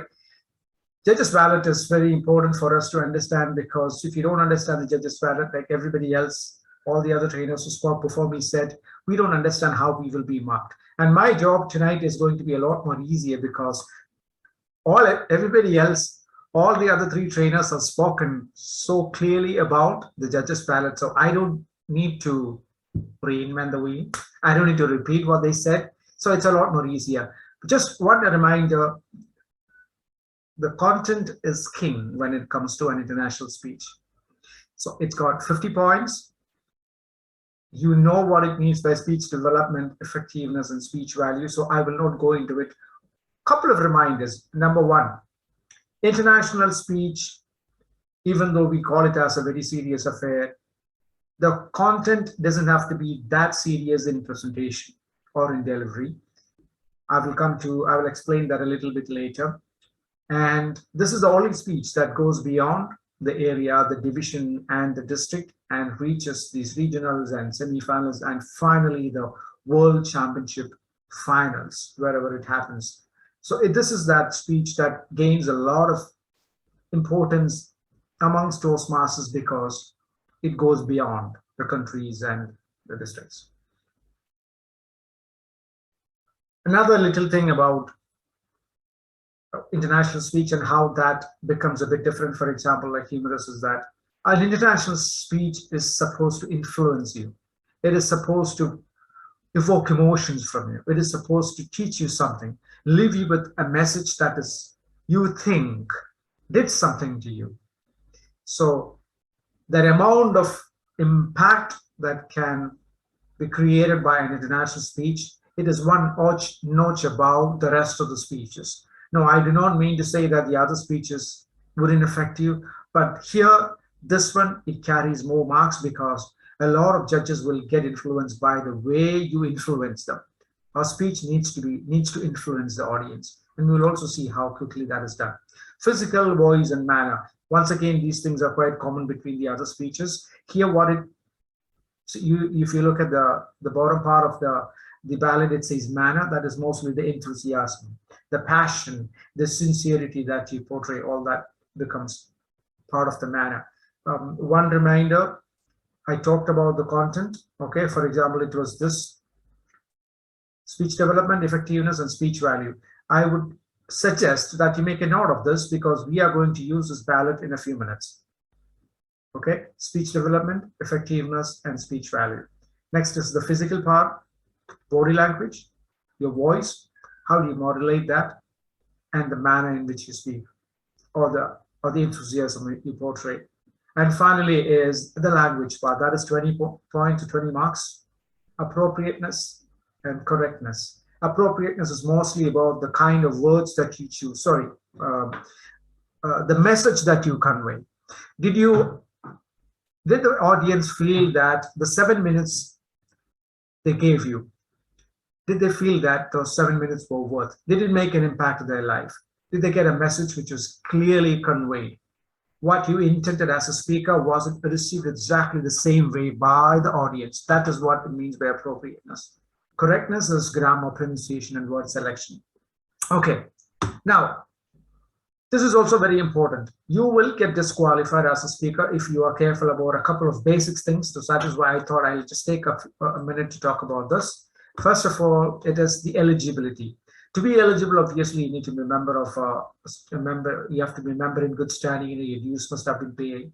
Your club and area must be in good standing, etc. But these kind of things, are usually taken care of at the club level, so there shouldn't be too much of a problem moving forward. What is important at the time of contest is the originality, because there are some Toastmasters who sometimes would pick a nice, really nice, thought-provoking story from the internet and run with it. Maybe it engages the audience, but a lot of people might have heard this because if you have internet, so do the others, right? So no matter how you modify and adapt, if the core of the story is not yours, somebody is going to contest it. Somebody will challenge it. It could be a fellow contestant or it could be a judge, and you would get disqualified. Not that you will get disqualified every time, but my suggestion is, if you think the story has been going around for a while and if it's not exactly your life story, please do not attempt, because it's always a risk. Time disqualification, DTM. Kathrak told you about a speaker who took a lot of time and spoke, had a wonderful humorous speech but still got disqualified. I've been at the receiving end of it. My first division attempt, I also got time disqualified. This is why practice is important. Okay, once you practice it multiple times, then you know how much time you're going to take. And finally, this is a new rule which was established, brought into practice from last year onwards. You are not supposed to refer to your fellow contestants or any part of their speech in any way possible. That is another ground for disqualification. And remember, disqualification can come from two different parties. One is from the judges and the other one is from the contest chair. Contest chair can disqualify you based on the eligibility. So you've got to remember that as well. So there are 4 ways of getting disqualified. If you are a little bit careful, you wouldn't get disqualified at all. Okay. Now, there was a little thing that I forgot to do in the beginning. That was share my sound. So I will do that. Can you see my screen? A thumbs up. All right. Can everybody see my screen? Hello. If you can give me a thumbs up. All right. Thank you. Okay. So next 7 minutes, please keep your complete attention. Listen to the speech. Watch the speech and take down notes. And I would be asking you what you liked about the speech. And there would be a lot of things you would like about the speech for sure. But I would like to know, maybe 1 point each from as many number of. Our 8th speaker, Mark Hunter, a sink full of green tomatoes. A sink full of green tomatoes, Mark Hunter. Thank you. Okay. Thank you. Thank you.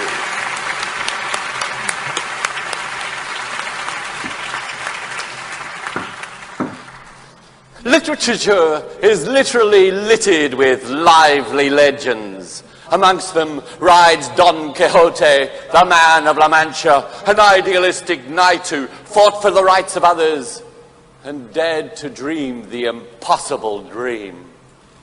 Madam Contest Chair, ladies and gentlemen, while I dare not sing that famous song for fear it could be your nightmare, I too, like all of us, have dreamed impossible dreams. But to make one of my dreams even remotely reachable, I needed to learn a lesson, perhaps a lesson for us all.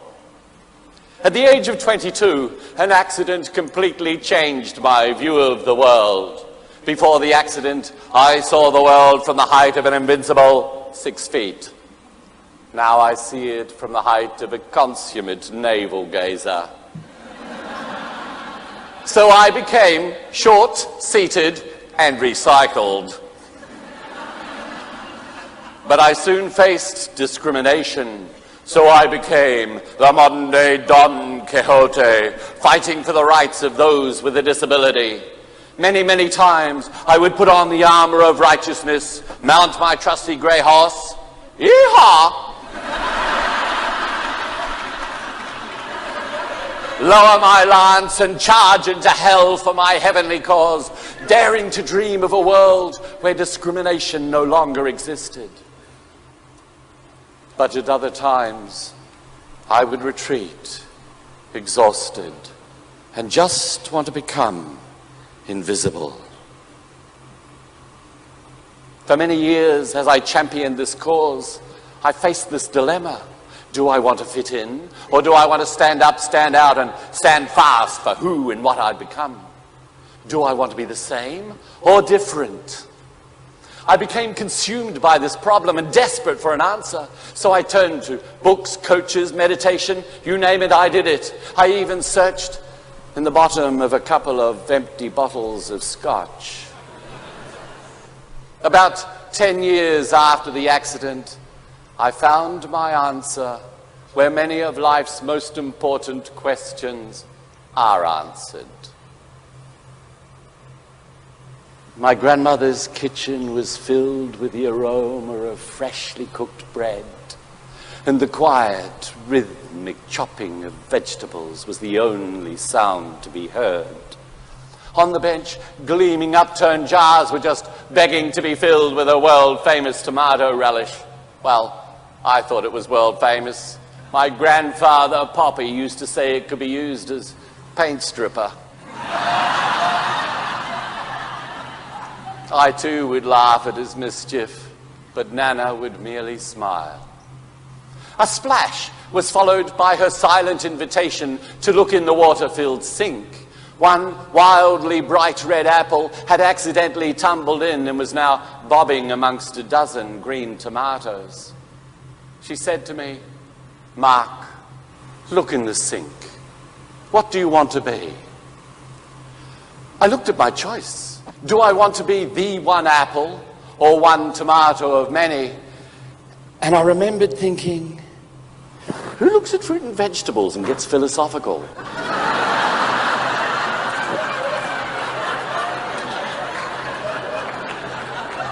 So how did I answer Nana? As I watched her, I finally understood her wisdom. "Nana," I said. She stopped, turned, waited. "Nana, I so want to be the water." She turned back to her work, and I'm sure I heard her smile. She knew I had found my answer, that you can't change the world by charging around like an idealistic knight. No, you've got to change it from in here, by being the water. You see, water embraces everything completely. It doesn't differentiate young from old, black from white, tall from navel gazers. It simply encompasses all. And what is this water if it is not a unique definition of love? A definition supported by Deepak Chopra when he says, for love to be real, it has to flow out and around that which is loved. This water is liquid love. When I am the water, no, when we are the water, the need to fight the good fight no longer exists. The need to work out whether we're the same or different no longer exists. When we love with the intimacy of water, difference doesn't exist. It's what this liquid love does. And so, with my new understanding, I began to change my world from in here. Ladies and gentlemen, in an ordinary kitchen, I learnt an extraordinary lesson, one which enabled me to take off my armor and get off my horse, not literally. I learnt from my grandmother that it doesn't matter how we're different. What matters is how we love. And so this morning, I leave you with her wisdom, that in a sink full of green tomatoes and one wildly bright red apple, there is so much to be gained from being the water. Madam Chairman.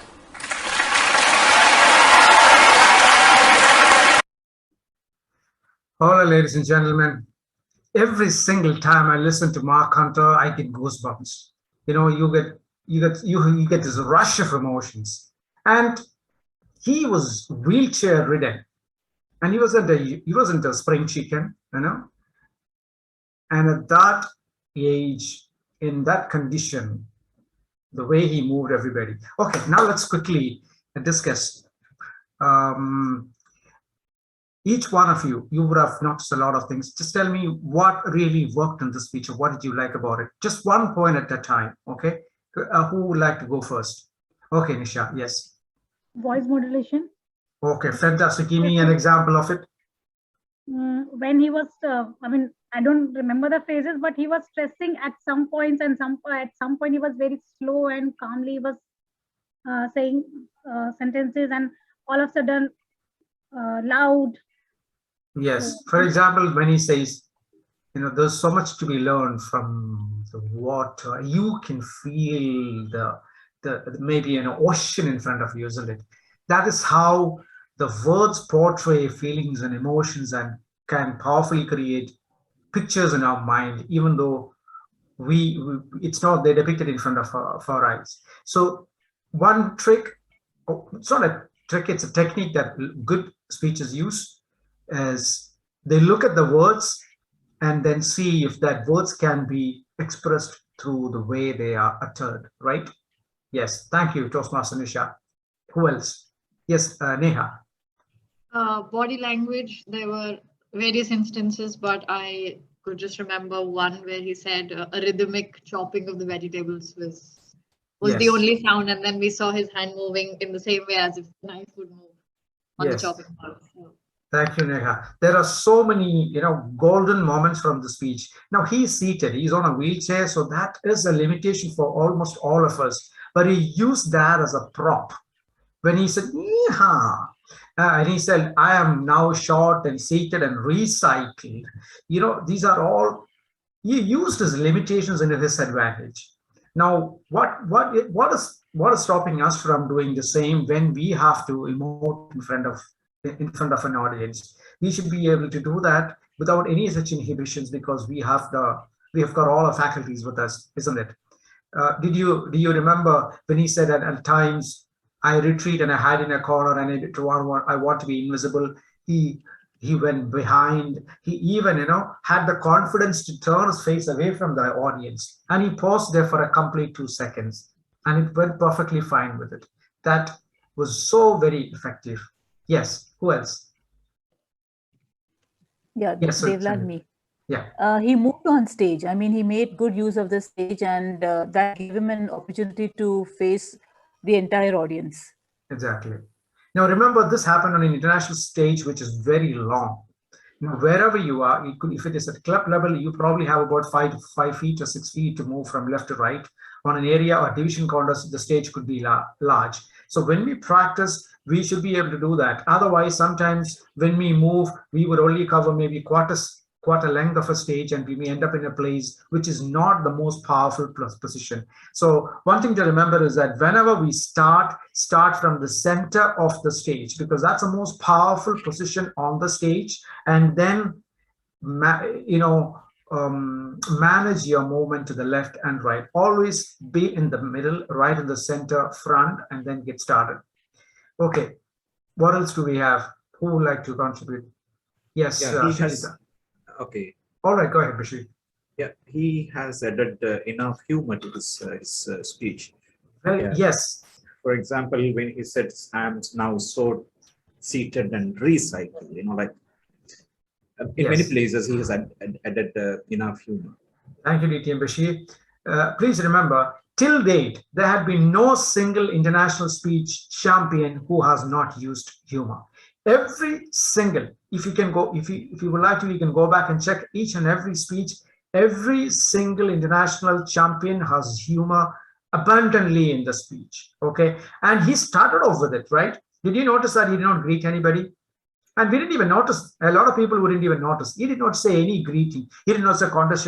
He started with literature is literally littered with. He started off with that. That is how we started. And later came the ladies and gentlemen, like about 2 minutes later into the speech. Sometimes we wouldn't notice it because he grabs your attention. Because sometimes a lukewarm, "Good afternoon, everybody," it kills the mood, and you lose an opportunity to strike that first. The first strike is lost. So a great technique by a speaker. Ample usage of humor. Yes. Who else? I think it was Shannon who was going to say. Yes, Shichida. In the script, the unexpected card was used very strategically, and it was a highlight for me. So when his Nana says that, "Look into the sink and tell me what you want to be," and he says he just gets into the stance to think about it, and he comes out with, "I was thinking, who the hell thinks about philosophy when you're looking at a sink full of tomatoes?" It was so beautifully used. He got the audience thinking that, okay, he will come up with, what is he going to come up with? Maybe the tomato, maybe the apple. But he came out with a very, very relevant thought, but which is totally unexpected at that particular point of time. Similarly, when he says that, "I want to be water," and there it still could have been very, very kind of emotional and sensitive, but for his expression, which turned it into humor, and the response he got was awesome. Yes, fantastic observation, Sujita. He managed. That's one of those simple techniques to evoke humor. You lead Lead, then divert. That is how humor is created. You have to lead them with maybe 2 sentences, and then you take a side turn, and then that brings in humor. Yes, Shannon. A couple of things. One is that his face spoke a lot. You just looked at his face, and you felt comfortable. You felt like he was including you with his facial expressions throughout. And the other thing, you know better than me than this. Where was that held? That DTAC. Sorry? Where was that DTAC held? DTAC? No, this was the. That's right, not DTAC, the international. Yeah, that is in the US. In the US. Okay, that's what I want to say. Where's he from? Australia. And what did he use to connect with the American audience? Yeehaw. Oh, okay. So there, what he did, it wasn't so culturally heavy, but if there were some American judges there, here's somebody from another country, and there's a tiny connection here. Yeah, the Cowboys, yeah. Yes. Without being too, culturally. Yes, right. Yeah, you've got to modify a script so that everybody understands it. Yes, wonderful observation. Anybody else? If those who are quiet, Jude, maybe something would have struck you too, right, Jude? Maybe this was your first champion speech you may have listened to. Yeah, I like this energy. Like the whole speech was full of energy, was bouncing, and like you couldn't take your eyes off him. It was. Yes, that's a nice way to put, Jude. You couldn't take your eyes off him, right? That I'm sure that is how probably the entire audience felt about it. How did this man sitting on that wheelchair can be, just radiating energy like that? It's from that conviction. When he says that you've got to start from here, you feel goosebumps because he means it. And whether you mean it, actually have that emotion with you at that time or not, whether it is happiness or sadness, it needs to be said with conviction. Otherwise, that emotion falls flat. It feels fake. Here, everything was so original. It was like 100% sincere about every little word he said. That has to come out with good conviction. Do we have any more observations? Nishad, you wanted to add something to? No, actually the one I noticed, Toastmaster Sunita already explained that the usage of podium, that he used all the the way he varied his voice, right? His voice modulation. Exactly. Yes. When he's sitting on wheelchair, he used complete podium. That was Absolutely. very nice. Yeah. Yes, thank you, Nishad. Those are all wonderful observations. So let me leave you with a few tips. And first of all, there are some Toastmasters, at least in the beginning of the Toastmasters journey, they would make the mistake of coming up with a topic that is not from their own life. Now, you can always fabricate it, modify it, but you have to be a character in the story, period. Okay? Because I've listened to stories about, I am going to give you 5 tips to how to improve your life. And that moment itself, your brain will switch off. So don't just reveal everything. Let it be, it has to be a story. It has to be a story. Every single champion winning speech has been a story till date. And it's got to be centered around you. You're not a bystander. You are the main character in the story. That is one thing. And keep it simple and be humble. You cannot just go there and say that I did this, I did that. No. In every story, you start off as someone who's fumbling, do not know the directions, looking for help, etc. And towards the end of the story, through one single life-changing experience, for example, he looked into that sink. That changed his life. There is an incident in that story that will turn it around, and you learn wonderful lessons which you will share with the audience. That's in a very simple formula for most of the winning speeches.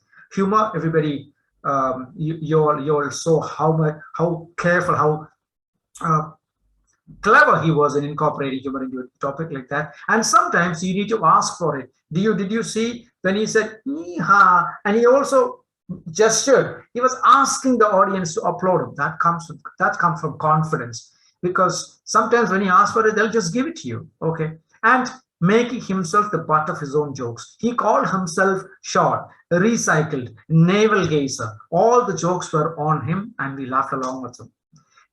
And a very important thing, do not let the cat out of the bag in the beginning itself. Do not tell the audience that I'm going to talk about love. Nobody wants it because they have heard it 1,000 times. Don't tell them. Let them find it out from your speech towards the end. Script it in such a way that it will reveal itself magically, like a suspense thriller towards the end of the speech. And that's when we get goosebumps. When he said, I so wanted to be the water. The audience laughed, but I did not laugh, to be honest. I got goosebumps when he said it because I was not expecting it. Next. Did you see that the grandmother's introduction? He did not tell you that grandmother's name. My grandmother's name was no. Do you remember the technique he used? I also laughed at Nana. He introduced the character as if we all know her, but Nana thinks that her, he brought in that name so casually. That's another technique where we feel that we know his household. Instead of introducing the character like that, he just drops that name as if she's a known person to us. A couple of other tips not related to this particular speech. Number one, when you start writing a speech, do not worry too much about introduction, body, and conclusion. Do not become a system police. Write maybe the first 2-3 pages that come to you, or maybe just write the 3 lines that come to you. Start, and that's it. You may not get all of it at one time. You may have to sometimes leave it, sleep over it, come back to it maybe the next week. But just start writing. Do not limit yourself. Do not worry about word count, etc. You can always redefine. You can fine-tune, tweak, chop away, do all that much later. When you start, just start free-flowing. Do not limit yourself. Next, once you have done it and once you have done your work, try if you can get a mentor and get working on your script, because always a second pair of eyes can tell you some things that you may have missed. Familiarity sometimes can do that. You may not see some stuff. Practice, put yourself on video, record yourself in video, and watch your own video and see it a couple of times to see, because some of the greatest feedbacks you will get is from your own video. You're your best evaluator. And I always do this. I watch the speeches of world champions and champion speakers a lot, not to steal content, but there is so much to be learned from being the water. It's as simple as that, just keep watching. So there are a ton of things, techniques that we can adopt and modify and use in our own speeches. And that's it for tonight. If we have any time, we can, otherwise we will wait for another time. Thank you, DTM Devlal. That was a fantastic training. We loved the energy of the world champion as well as yours. So thank you for that. So with this, we come to the end of the session, 4 trainings, and time went quite quick though. Just a few things. We have a contest planned, mock contest planned next week. That's the 15th of December for table topics and evaluations. I've also shared a list on the group where people can put in their names. So I would request all of you who are planning to participate in the actual contest, mock contest, please put in your name so we can prepare accordingly for both the mock contest as well as the actual contest that will be held in January towards the end of the month. On the 12th of January, we would have another mock contest. So the coming few meetings are just being dedicated to the contest preparation. So next meeting, we have contest preparation for table topics and evaluation. And the first meeting of January, we'll have preparation for international and humorous. But to plan all of that, I would need your support so that I have the names and the number of participants so we can plan accordingly, as well as the role players who would be helping us during the contest. So I'd appreciate if you could all put in your names and participate. So, well, thank you so much. And I hand it over to the president. Thank you so much for all the trainers. I don't know if have you done like this in Humoroids in the past? This kind of. We had a table topics and humorous. I don't know. Evaluation as well. But we haven't. I don't think we've done 4 trainings in a day. Yeah. Yeah, it was divided. Yes. Yeah. But still, what I liked was that there was, I mean, different trainers. They covered topics that were applicable to all the contests, and I thought today, I mean, if you didn't know about the contest, you had a clear picture of what's coming. Now, what we need to do is start getting some more practice for the contest. So like, for example, if if you're thinking, I'm not sure I want to do the evaluation contest, but let me see. That's where, you're going to sign up for the next meeting where you can be one of the evaluators so you can get some group feedback. Same thing with table topics. I'm not sure, and that's something we'll need to work on to prepare for that. Now I'm leaving for the US Friday morning. I'll be back on the 16th of January. So there's going to be like a 10-hour time difference there. But the 15th and the 12th, I'll be from over there, hopefully with some snow in the background. So, yeah. Okay. Yeah. I thought today was a really beneficial meeting. I hope others did as well. And do we need to hear from guests? Let's see. Ravia. Yes, it was a good training session and it helped me a lot because I want to participate. That's why I'm attending today, and it's a good learning and few tips are very interesting that helped me a lot how to begin with, because I'm a new Toastmaster. So it will help me a lot. Thank you so much. No, thanks so much for joining, because when you go to different clubs, you gain a lot of different insights that can help you build your Toastmastering skills. So glad you could make it. Thank you. Mrs. Bashir, Rasana, would you like anything you'd like to say? Yeah, it is very useful. I learned a lot from this training session. Thank you very much for that. Now you have to put it into practice. Yeah. Theoretical application. Yeah. Thank you so much. Okay, thank you, sir. Thank you. Any other business?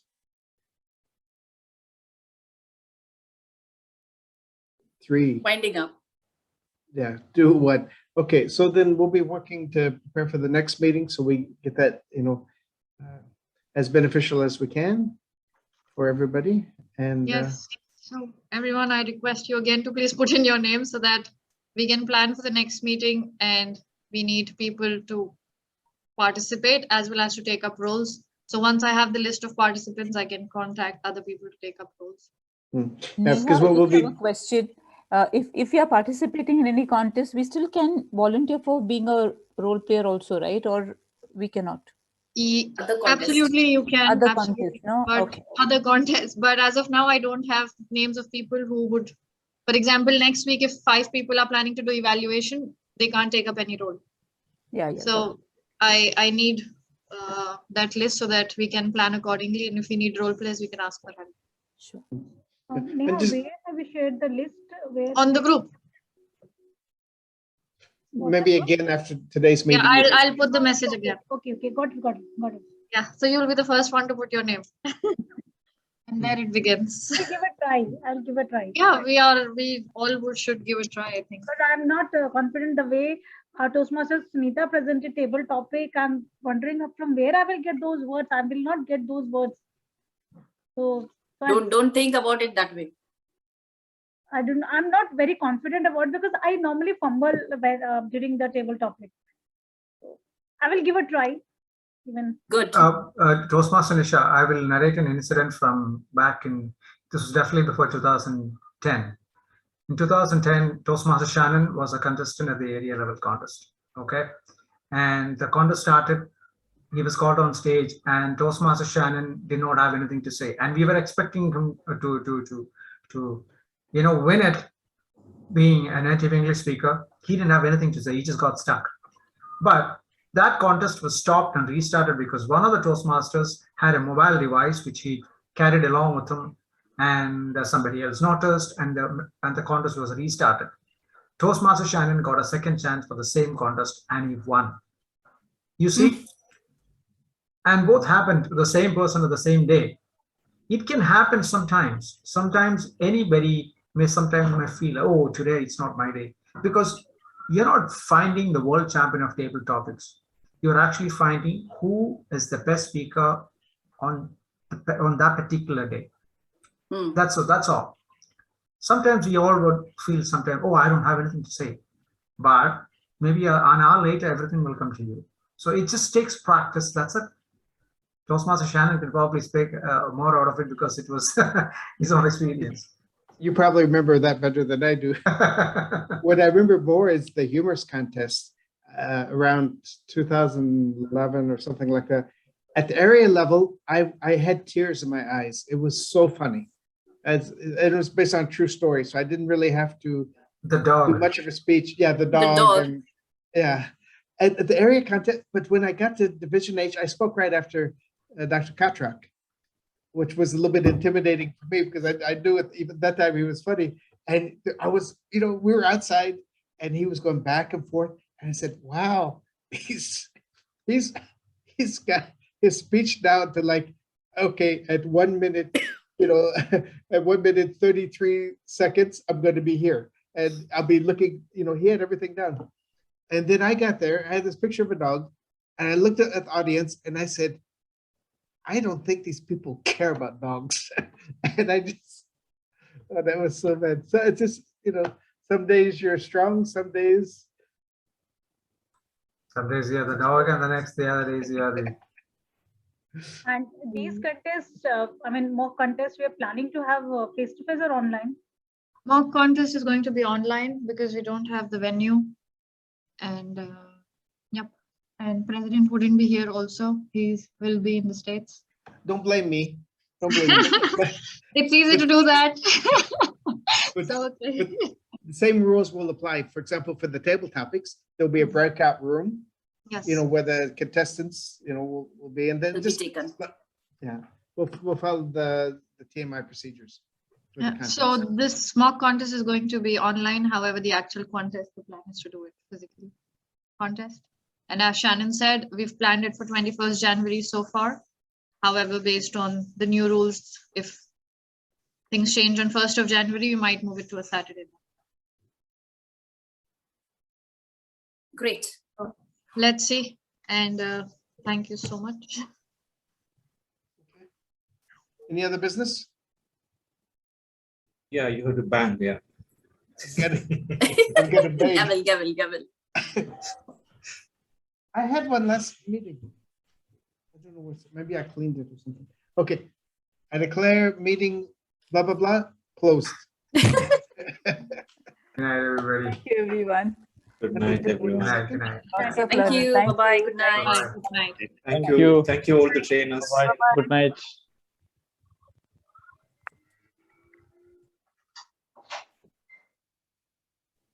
Good night. Good night.